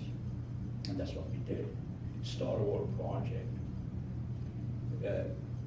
was the most expensive project in our history. It required trillions of dollars. But out of that Star Wars, which happened in the Ronald Reagan era, what came out of that project? Anybody can tell me? End of the Cold War? No, product. It was a project making innovation, technology, and advancement in technology. We invested most of our resources to that direction rather than making Pintos. That's what I'm getting at. What did come out of that project? What are the products that came out of that project? Anybody knows? Was it aerospace? Everything that we love and we cannot live without it. Your internet, your computer, your satellite system, your GPS, your space stations, your wireless communication, everything that, or your cell phone, wireless, everything came out from that project, folks.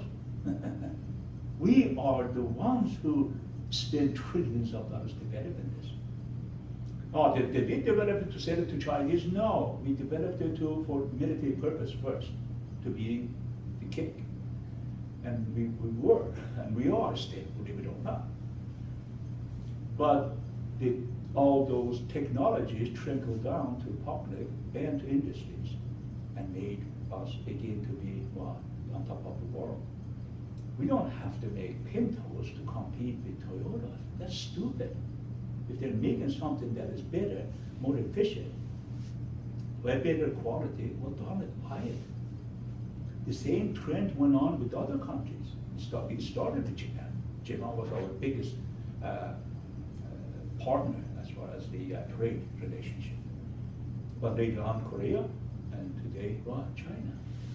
Folks, 90% of what you buy, 60% of what you buy in Walmart is made in China.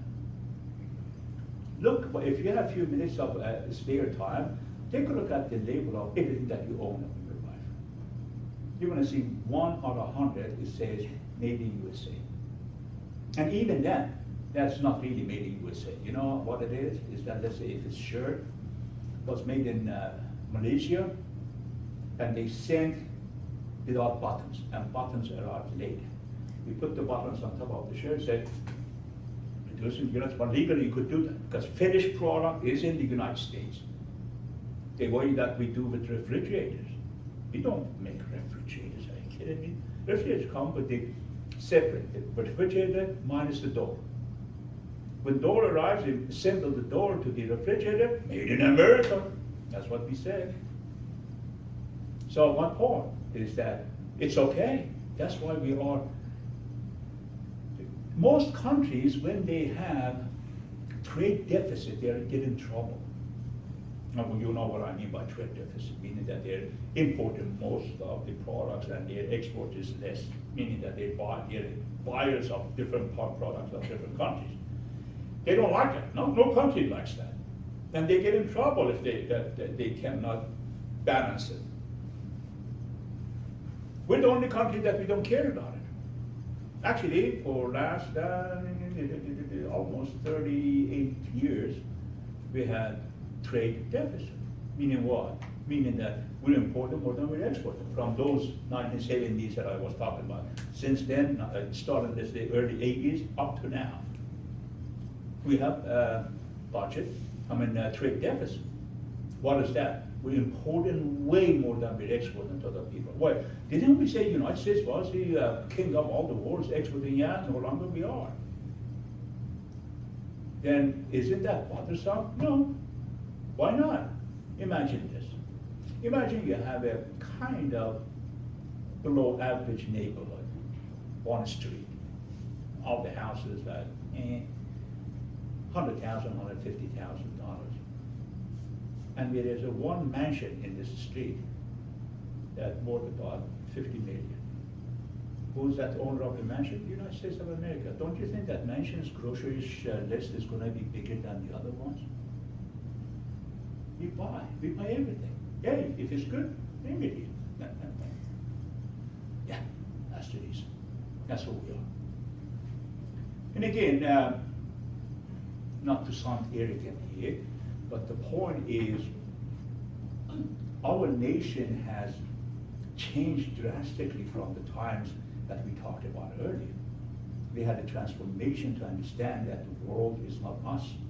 We could really buy other people's product and reallocate our resources to produce something that they're going to be buying from us. And today, like you said, once we had 55% of all our labor employed in manufacturing, 1950s. Today, 80% of our labor is employed in what? Service. That's a drastic change. We are the country of service, not product. Look at it, folks. Think about all the people that are employed in all the companies here in the United States. How many of them physically make something? Not even 15%. 85% of about what? Management, middleman, consultant, selling, buying. You know what I'm getting at? Financial world. We're not manufacturing anything anymore. And rightly so. Hey, China, you're making it cheap, bring it here. It's okay. Again, you're asking questions, we're just going on the tangents there, so we could go forever on this one. So any questions about financial crisis? And by the way, I appreciated your comments, wonderful stuff. Okay, so what I'm going to do, I'm going to display all the resources again one more time for you, and I'm going to invite you to take a look at those. The most important source that you have for your research is GPO ICIS, and what time is it? Jesus, we need a break also. So what we're going to do, actually, why don't you take a break? After break, I'm going to display those sources. Also, I'm going to show you a video about financial crisis. It's my favorite. Okay? Let's take 15.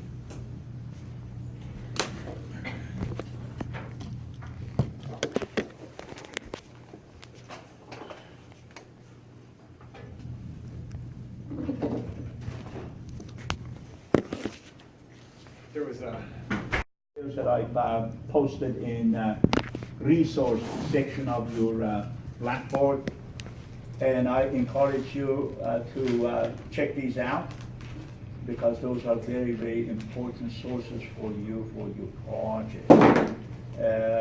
Okay, the number one obviously is GPO FCIC, as I mentioned earlier, and we're going to see that the example of it. This was a report provided for the Congress.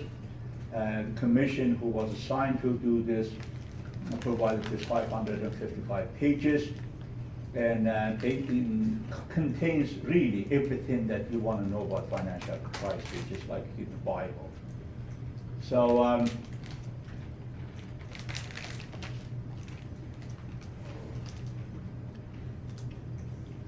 what I want you to do is let's take a look at this. Let me enlarge it a little bit. Okay. So you see, this is the table of content, and it goes all the way to 553rd page. However, what you have here is everything that you want to know about financial crisis. Obviously, it's a congressional report. The commission who was assigned to do this research, obviously they included everything in there. So, in case you are not sure what was the securitization process and derivatives in the financial crises, they check this out. How did they work? Basically, this also report has written in a way that everybody could understand, meaning that it's not very technical. What is subprime lending? We touched on it earlier. You could go review here and see some details about it. What is CDO machine? CDO stands for what? Collateralized debt obligation. What's the difference between CDO and MBS, mortgage-backed security? Mortgage-backed security is backed by housing only. The real asset behind this mortgage-backed security is just mortgages, okay? CDO is more complex and has more variety in it, meaning that not only is backed by some mortgages, but also you have other real asset mixed with it, even gold. So you have variety of different investments in there. Okay, everything right there, whatever you want. Any terms that you come up with. Hey, what happened to the Lehman Brothers? Hey, what happened to AIG?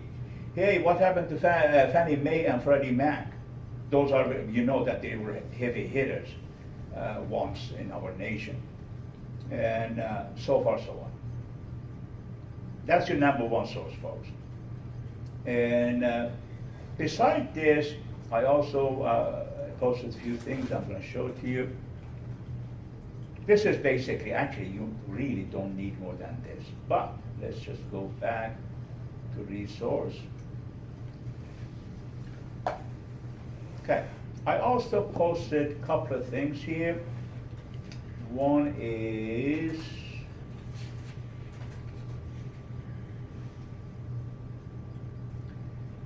economic resources and internet. Again, if you want to know anything about economy or finance, you click on this, and you're going to have all the sites. Now, I categorize them in different categories. For instance, U.S. government sites, all those, provides you millions of data and different things. Federal Reserve System sites, those are listed here. Directories of economic resources are there. Regional economic resources, policy and research organization, international, exchange market, and news like CNN, like Washington Post. And then, of course, the Wall Street Journal and some other resources as well. So, again, this is very extensive. I use some of these myself. That's why I posted for you as well. That some of them are very, very comprehensive. I mean, if you get involved in it, it's going to take forever. Actually, once I made a mistake. Years back, very, very, I mean, we talk about like maybe, I don't know, 25 years ago. When was the first time that we accessed the internet? Like 20 some odd years ago. That was the first time I'm just exploring internet.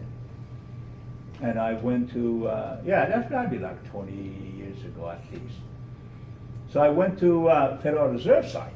I needed some economic information for my classes, so opened up.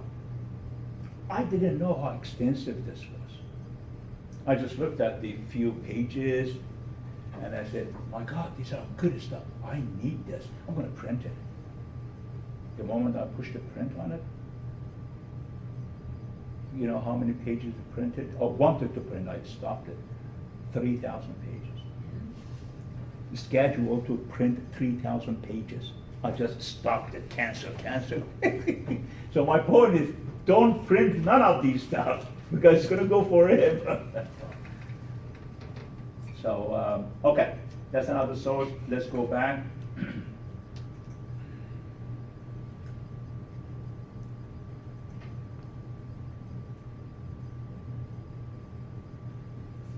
Okay, I do have my own PowerPoint presentation on the financial crises. What is it? Here. So you could also take a look at this. It's very brief. It's not as much as I talked about it, financial crisis, more than this PowerPoint shows you. But it's still, it's a source. You could take a look at some of the ideas there. And remember that I said about the economists' concern about the quantitative easing. This is the letter they wrote to Federal Reserve, and it reads that we believe the Federal Reserve's large-scale asset purchase plan, so-called quantitative easing, should be reconsidered and discontinued.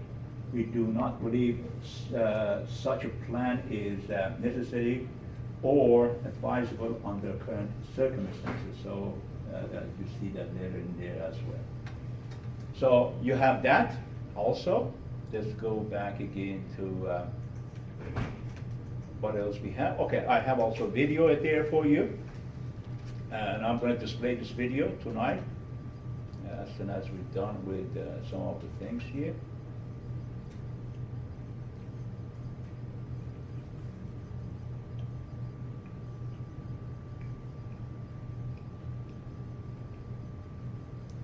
The video is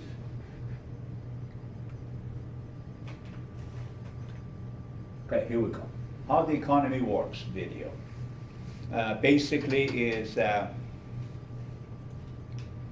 Ray Dalio, who I don't know how many of you know this guy is a genius in my book. He started with nothing. Now he's a billionaire. He was running hedge fund companies. He's a guru on finance. So when he opened his mouth, believe me, people listen. So that's his video, and he has many different videos, but this is perhaps the best one I find. I'm going to display that in a few minutes. You're going to see that. But I want to display as soon as it's done, then we're done also in the class, and we're going to go home. Okay, we're good. Any questions on this? Because this is all I had planned to share with you on financial crisis. Yes, sir. So for our PowerPoints, I know we're going to have to come up here, give just a quick synopsis of our aspect of the financial crisis, and then give a PowerPoint presentation too. Does our PowerPoint have to be really fancy, or can it just be a few words, just key definitions, or just key terms just posted up there just to help guide people along in the presentation? Is that all you're really looking for? These are entirely up to you, how fancy or non-fancy you want to be. But the things are that the only thing that I'm going to be concerned about is the time, because we're going to have also final next week, and I would like to provide you at least 2 hours for your final. Not that it's going to take 2 hours, you're going to have done way less than 2 hours, but I want to give you that opportunity to take your time, relax, and do the final. You don't have to be pressed for the time. Therefore, how much time is going to remain for us? Hour and a half, right?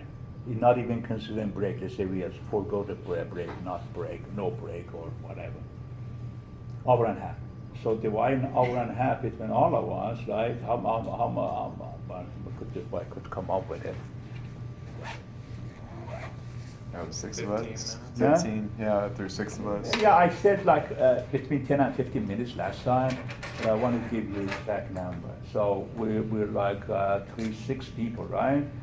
6 people, and we got. Well, 15 takes up the whole hour and a half. What's that?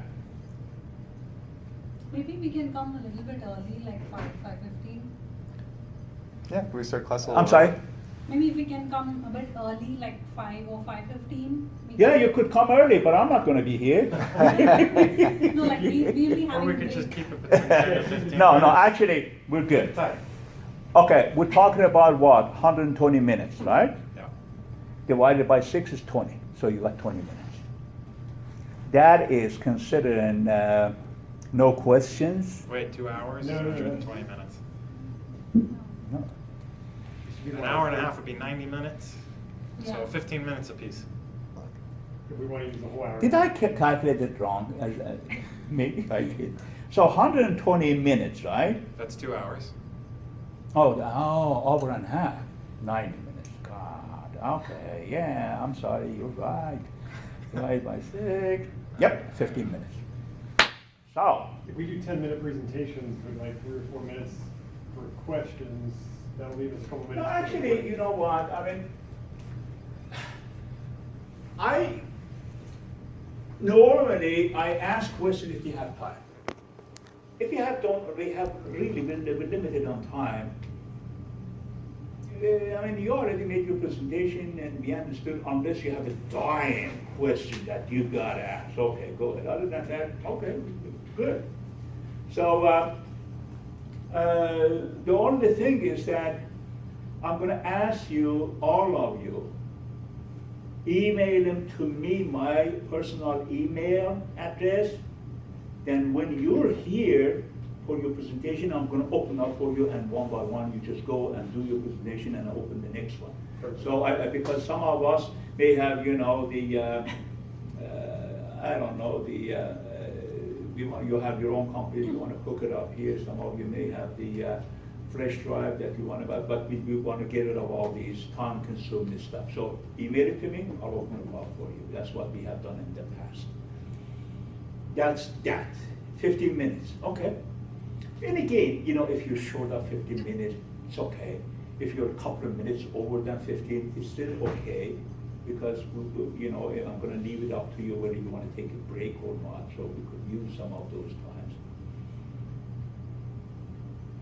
Is that an answer for you or not? Yeah, and I think you mentioned earlier, for our PowerPoint, you're going to want to see, of course, slides that we're going to show in front of the class, but then down in the notes section is where you want us to have like... Oh, yeah, okay. Thank you for bringing this up. Folks, we're not writing a paper for this, okay? I used to ask my students to write the paper along with the presentation. But later on, I realized that if you have speaker notes for your presentation, for your slides, if you have paper, it'll be redundant. Because all I need is that when I look at your PowerPoint and look at your bullet points on your slides, like one sentence or whatever, I want to know where you got this sentence from, or this particular bullet point from. Because having the presentation for me, if all the bullet points, where'd you get this? Where was your analysis? That was the reason I was asking for paper in the past. But now, you could do that on your what? Speaker notes, in your presentation, in your slides. And I don't want elaborate one, by the way. Just tell us, hey, what did you do here that you come out by saying that the financial crisis was disastrous? Where'd you get this? You know what I'm saying? Oh, this particular paragraph, or this is what we think. Speaker notes, yeah, if you would make sure that the speaker notes is in there, because I'm not going to ask you to write a paper on your presentation. The second item is about your PowerPoint. Couple of recommendations. I'm sure that you know all these, but just reiterating certain stuff. Number one, don't make your slide to be extremely busy. Don't put 2 paragraphs in there. Don't put actually any paragraphs in there. Bullet points is all you need for your presentation, because the purpose of PowerPoint presentation and your slides is to remind you what you need to talk about. Not that you're going to be coming here and reading your slides for us, because we've seen it. You don't have to read it. Actually, if you want to sit down, we'll just read it. You follow me? So, and I have seen some of my students, perhaps, and then again, it's not a big deal. Even, I mean, especially for not you guys, but I had certain international students that they had a little bit difficult in language, and they haven't done many of the presentation in the past, and they're kind of, so I have no problem, I will if you're gonna read it, but if you guys read it, it's gonna be a problem, because I have higher expectation for you guys. You come in here and read your presentation to me, I'm gonna leave. So, your slides are gonna be just bullet points, you're gonna look at it, say, okay, I'm gonna talk about this, boom, boom, boom. Communicate with the intention of your audience getting you. Because if you come in here and read your presentation, PowerPoint, you don't have to read it, I'll read it for you. Okay? And I really hate to ask this, but is it okay if we email you the PowerPoints on Sunday night, or is that too late? Anytime, actually 1 second before your presentation. Okay. Yeah, I mean, all I need to just open it up for you here, that's the purpose. Oh, okay. Anytime is a good time. Just before, actually, like 1 second before you want to come to your presentation, hey, I send it to you. Okay, I'll open it up for you. Yeah. Anything else?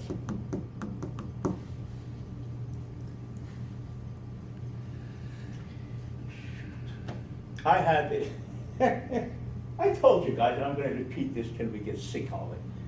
Folks, we really need more time for this course. And again, I cannot force the university to extend the weeks or the hours. You know, it's not, I mean, I don't have that authority.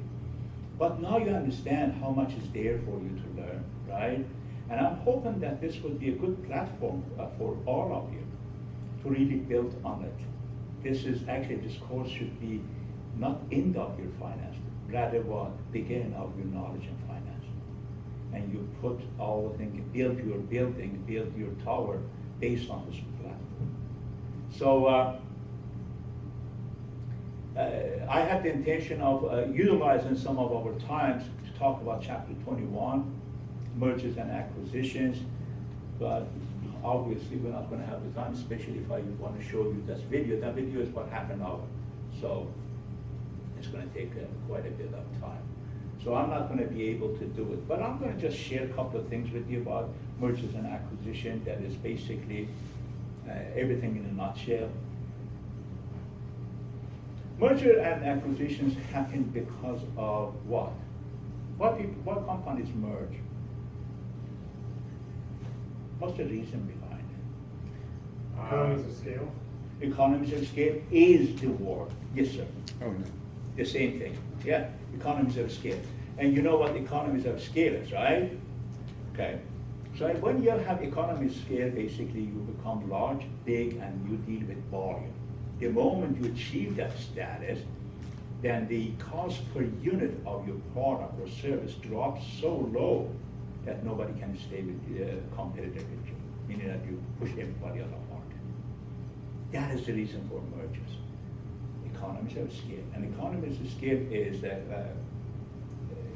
based on the 3 pillars, if you will, meaning that you have to have a combination of these 3 to have the economies of scale.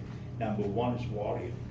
You have to be big. You have to be a Walmart to have economies of scale in retail. Number 2, vertical or horizontal integration. What does that mean? It means that companies either grow backward or forward or horizontal, right or left. I have time, which is put on the board for you. So you have to grow in any of these directions, and you have to be specific in as to which direction you need to grow. So if this is vertical, thank you. And this is horizontal here.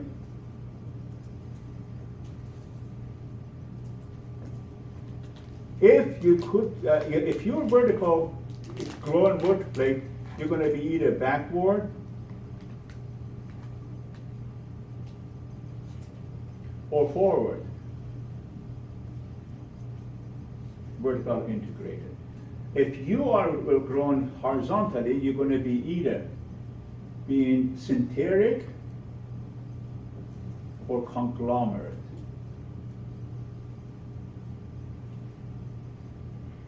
Now, each one has own specification as to who are you and how you want to grow. Some companies grow in all directions, but that's normally very difficult.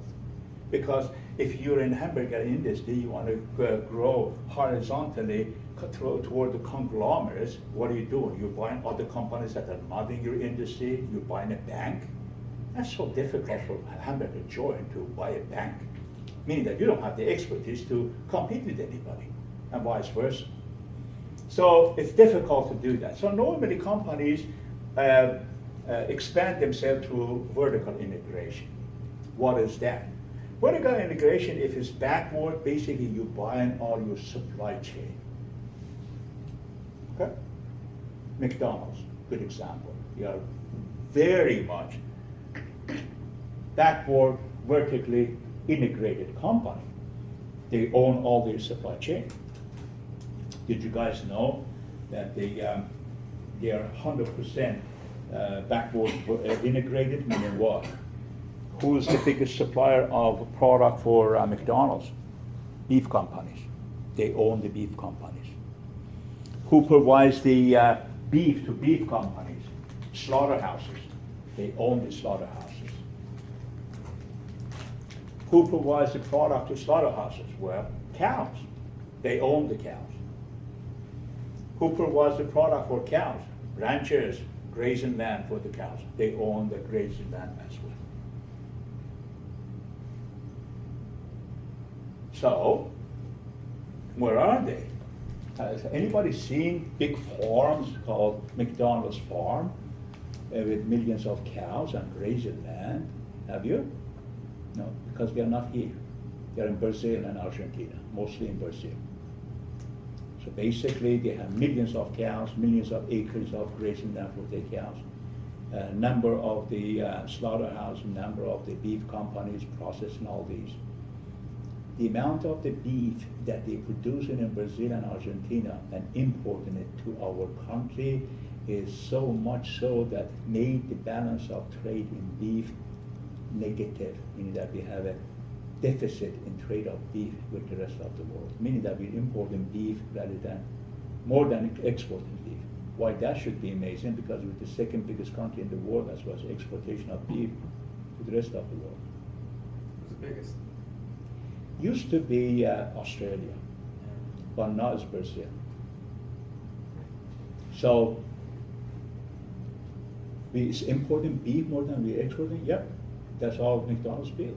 And it's not only McDonald's, but McDonald's being the largest.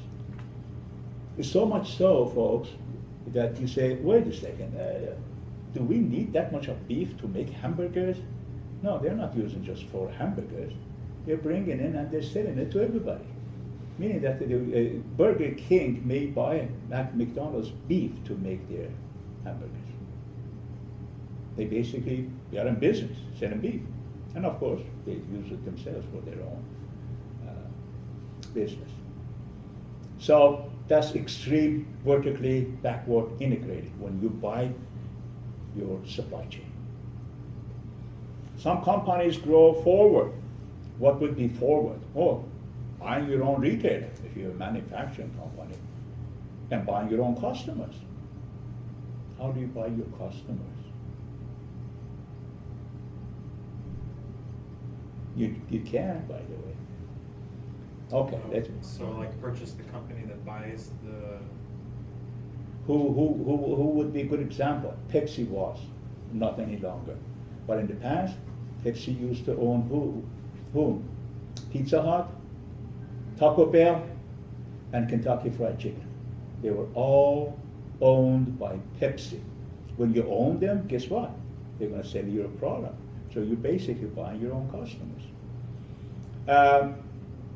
They kind of spun off from their subsidiaries, and all those companies went under different umbrella. Yum Company, YUM Company, which is a British company, replaced Pepsi, and now they own it. However, they have contracted Pepsi. I don't know, perhaps like 9 years contract. I don't know for how long it is. That they cannot sell anything by Pepsi in those 3 stores. So if you go to Kentucky Fried Chicken, Taco Bell, or Pizza Hut, don't ask for Coke. They're not going to give you. So that's forward integration. Horizontal integration in synthetic, meaning that your own industry. Synthetic integration horizontal is what? Buying what? Your own competition. Like what? Exxon buying Mobil, Chevron buying Texaco. Okay? And that's a little bit difficult, more difficult than vertical integration, because what? Because of antitrust laws, meaning that government not easily permits you to buy your own competition. If you go to conglomerate, in that case, you're buying the company that are not in your industry. They are totally in different industries. That's extremely difficult. Very few companies in the world are conglomerates. But some of the most successful company in the world that is conglomerate is called Colgate? When you visit LA, where do you go? You take your kids on stuff to Disneyland. Disneyland is. Disneyland owns ABC, Time Warner, ESPN, Universal Studios, cruise liners, banks, theme parks, Pixel, and I'll forget a bunch, AOL. They own everything, and they are one of the most successful companies in the world. This vertical integration, companies merge because of that, because they gain certain, what we call synergy in the market. Synergy means elimination of duplication. Meaning what? If Mobil is bought by Exxon, what's going to happen in there when these two major companies merge? Instead of two CEOs, they're going to have what? One. So they're eliminating somebody with what? $20 million a year salary. And instead of 12 VPs, they're going to have only 6. Follow? If they have finance department that has like 500 people, now they have two finance department with 500 people. Now they have one finance department with 500 people, not 1,000. And so far, so on. That's synergy. And since I'm running out of time, I'm going to stop here. So that's one of the reasons why companies merge. Can anybody tell me what is the opposite of merger? What is it called? Acquisition? It's not an acquisition. No, mergers and acquisition are the same, meaning that you become bigger. Sorry. Otherwise, other process is called what? Spin-off, meaning that you're getting rid of your subsidiaries. Whoever you bought, you're getting rid of. Okay, let me show you the video, and after that we're going to go home.